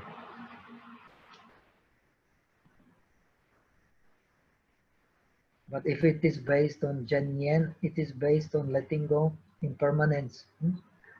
The essence of Janyen is wisdom. The function is concentration. Because you concentrate, you don't forget.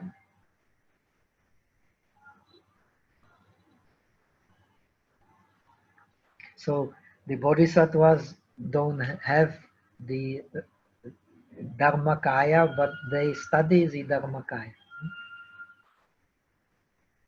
And when they get the real realization, of the suchness. And so they don't have yet Dharmakaya, but they are, so to say, programmed, whether they are lazy or try hard, they are programmed to become the fully realized Buddha, to become the Dharmakaya. Just like Arahat, if he has the experience of the Nirvana, so he's programmed, whether he is lazy or tries hard, he's programmed to become an Arahat.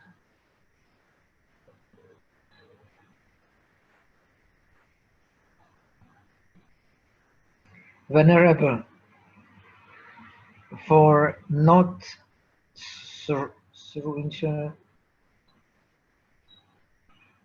oh, okay, we have already answered that. Venerable, is the pure or defiled consciousness from previous moment or resultant karma? No, actually it is based on your either the attention according to the truth, the reasonable attention, attention based in reality, and the attention based on your fantasy, on your grasping. But this attention is already connected, even so it is it may be linked to the present object. It is already connected with your past karma, which appears when, as soon as the faculty and the object meets together and there is a touch, and you pay attention to it.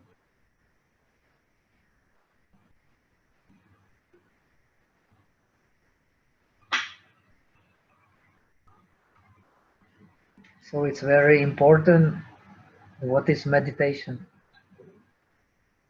The practicing of the Juli Zoi based on Shamatha and Vipassana. Shamatha and Vipassana is Juli Zoi.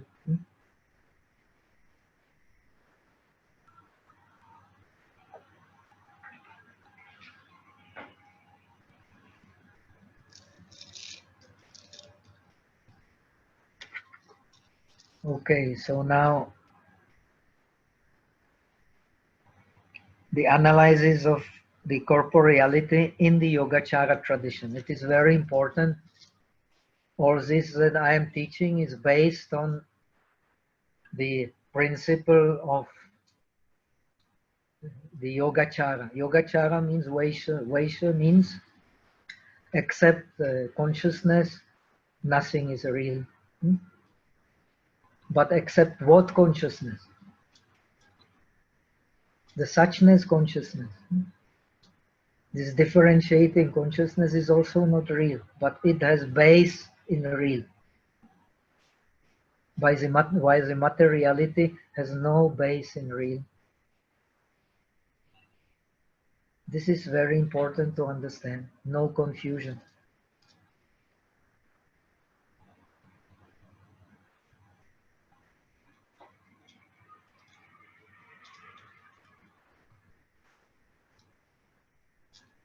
The real is suchness, and the suchness can only be found in consciousness.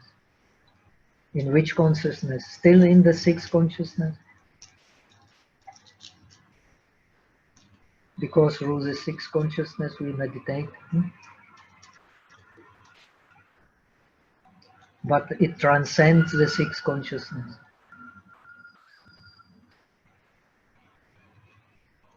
That is the transcendence.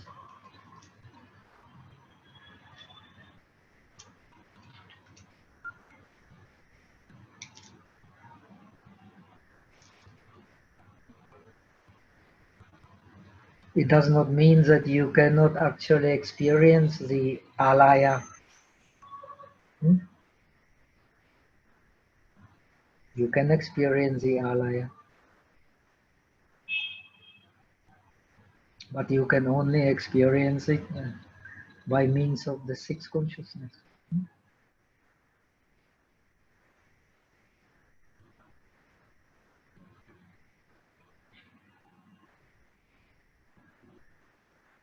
In order to understand the analysis of the mental process in the Yogacara, mind-only tradition, it is important to have a clear notion of the analysis of objects in this tradition. So next lesson I will explain briefly how it differs from other traditions which recognize the reality of the outer objects. Sarvastivada, Theravada.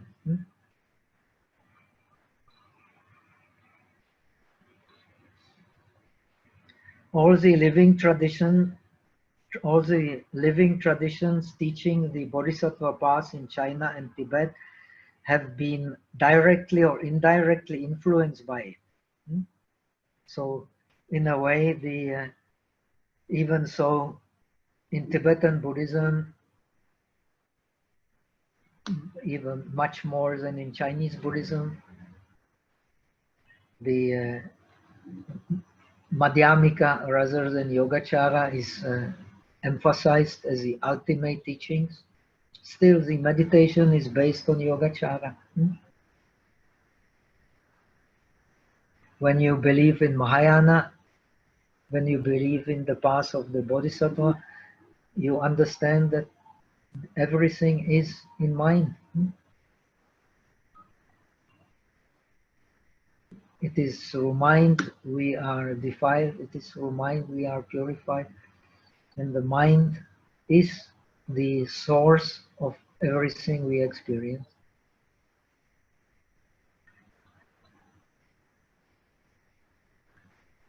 After summarizing some important aspects of this analysis from different sources, we can understand better the Vipassana training of the disciples and the bodhisattvas in this tradition, and in the traditions believing in a real existence of the perceived objects, like Theravada or Sarvastivada.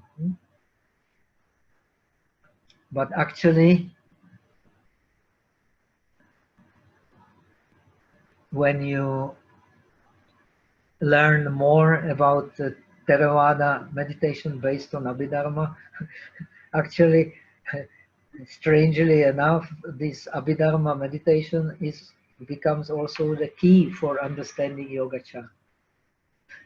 This is a very paradoxical, but Buddhism is just teaching the methods.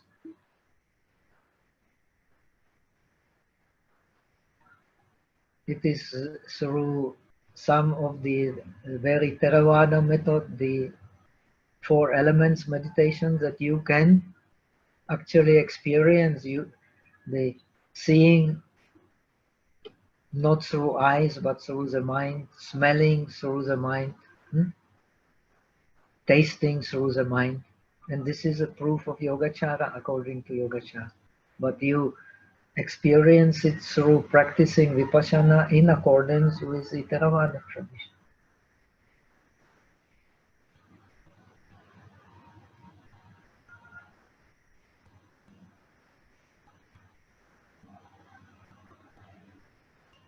After summarizing some important aspects of this analysis from different sources, we can understand better, okay.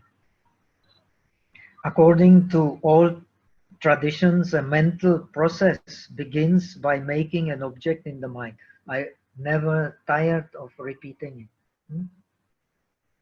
You cannot have any mental process, any clear recognition of the object, unless you have a continuity in attention. And attention is just like the will, same, is what brings the other mental factors together. The will, just like attention, will then bring your mind to the object. And when the mind is brought to the object, it can investigate the object, and it can then decide about the object. And then either wholesome cognition or non-wholesome cognition can appear. Otherwise, no wholesome, no unwholesome cognition. Same in Theravada, same in Yogacara, same in all Buddhism. Only the explanation is different. Finally, the Buddhism is one, the dependent origination. But the explanation can be very different according to how you make the object in the mind. Now, you will see, according to Theravada, the objects of Vipassana, they are real objects, the ultimate realities. According to Yogacara, you have now learned they are actually concepts. That's why the way of training in Vipassana has also changed. When you study the Mahayana scriptures, the Vipassana is explained in a quite different way. When you study the Theravada and the Sarvastivada, the Vipassana is also explained in quite a different way. But the aim is the same, not different, to explain the dependent origination, which is a fact, whether you like it or not.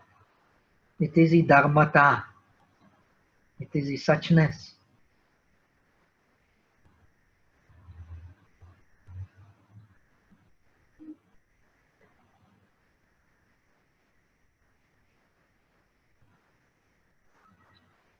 The difference between the Bodhisattva path theory and the disciple path theory, however, is that making a real material object in the mind is explained as a mistake for the Bodhisattva practice. If you have understood the Bodhisattva practice, you cannot believe in a real material object. Then you can do Jungsen.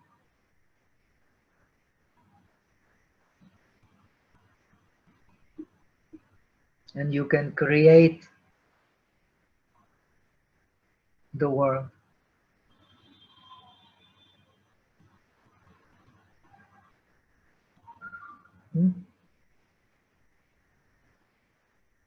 You can create the world in order to do Jungsen.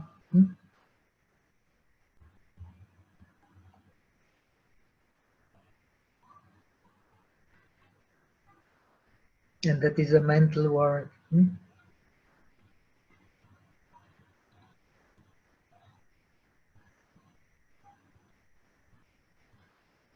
So to believe in a real material object is not a mistake for one who strives to become an arahat, but to believe in a real material object is a mistake for one believing in the or aspiring for the state of bodhisattva, realized bodhisattva. That should be made very clear. Why can you do Jungsen? Because you create the world in your mind in which you can do Jungsen. And not only in your mind, but in your actions also. So every bodhisattva has created his world on the base on his yuan. Now you are studying Tijang Bosa yuan. Amito the same, 48. Pushyan Bosa 10. Every Bosa has his yuan. And through this yuan, he creates the material world, which is a mental world.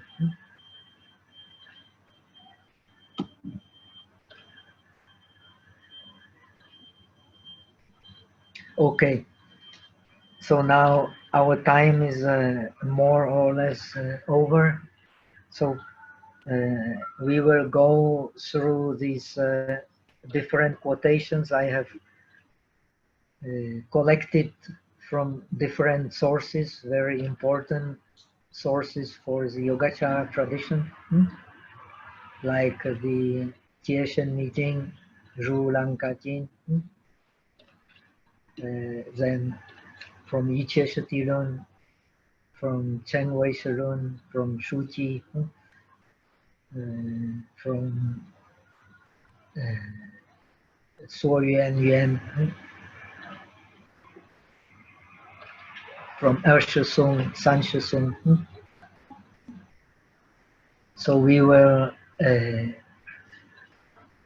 go through these quickly next time, and I will next time also teach you the process of cognition briefly, how presented in the Theravada, and maybe on site very briefly mention how it happens in Jishulun, Sarvastivada, and how to see very clearly that the analysis of the mental process depends on how we make the object in the mind. If you are a yogacharin, you make the object in the mind on the base of the principle of alaya. So that's why in Yogacara you can have different objects and different sensations at the same time, because they are all have the same base. But in other systems you cannot do it. You can only have attention to one object because it is real.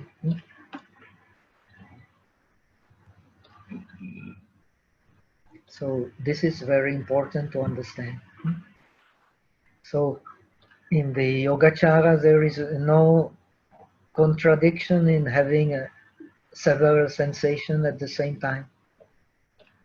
In Sarvastivada, other traditions, it's impossible. You cannot have two sensations at the same time. But you can experience it. You can go into the bliss of samadhi, still experience the pain of the knees, no? But in the system of Yogacara, in the system of Sarvastivada, in the system of Theravada, it is not possible, because you don't have the deep samadhi, you don't understand the speed of the mind. What is the function of one-pointedness? It is like the magnifying glass, like a microscope. You can magnify the object even a million times. If you practice the kasinas, the color you can make as small in the mind, as small as the top of the needle, and you can extend it in 10 directions to endless horizons.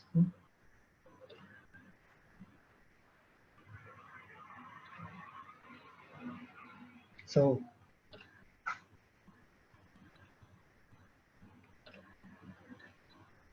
when you magnify the object, then you can actually see these mental processes on the base of mindfulness.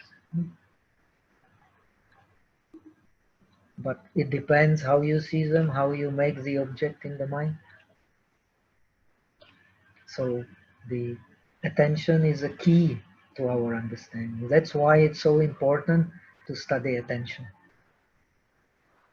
In the Yogacara tradition I have mentioned, you have 40 different types of attention described with 32 different signs of object which are put in mind by these attentions.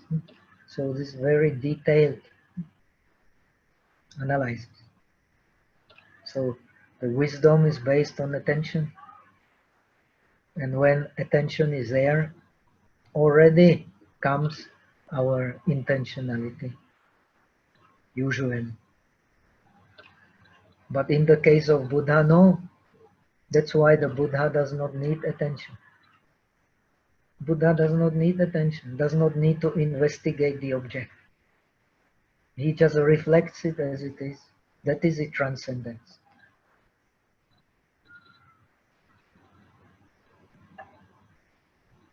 So his Dharmakaya, his mind perfectly matches with the suchness. Omidabo. So now let us transfer the merits. 愿以此功德普济一切，我等一众生皆空成佛道。Thank you for your attention. Omitobo. See you now. No more Thursday on next Sunday.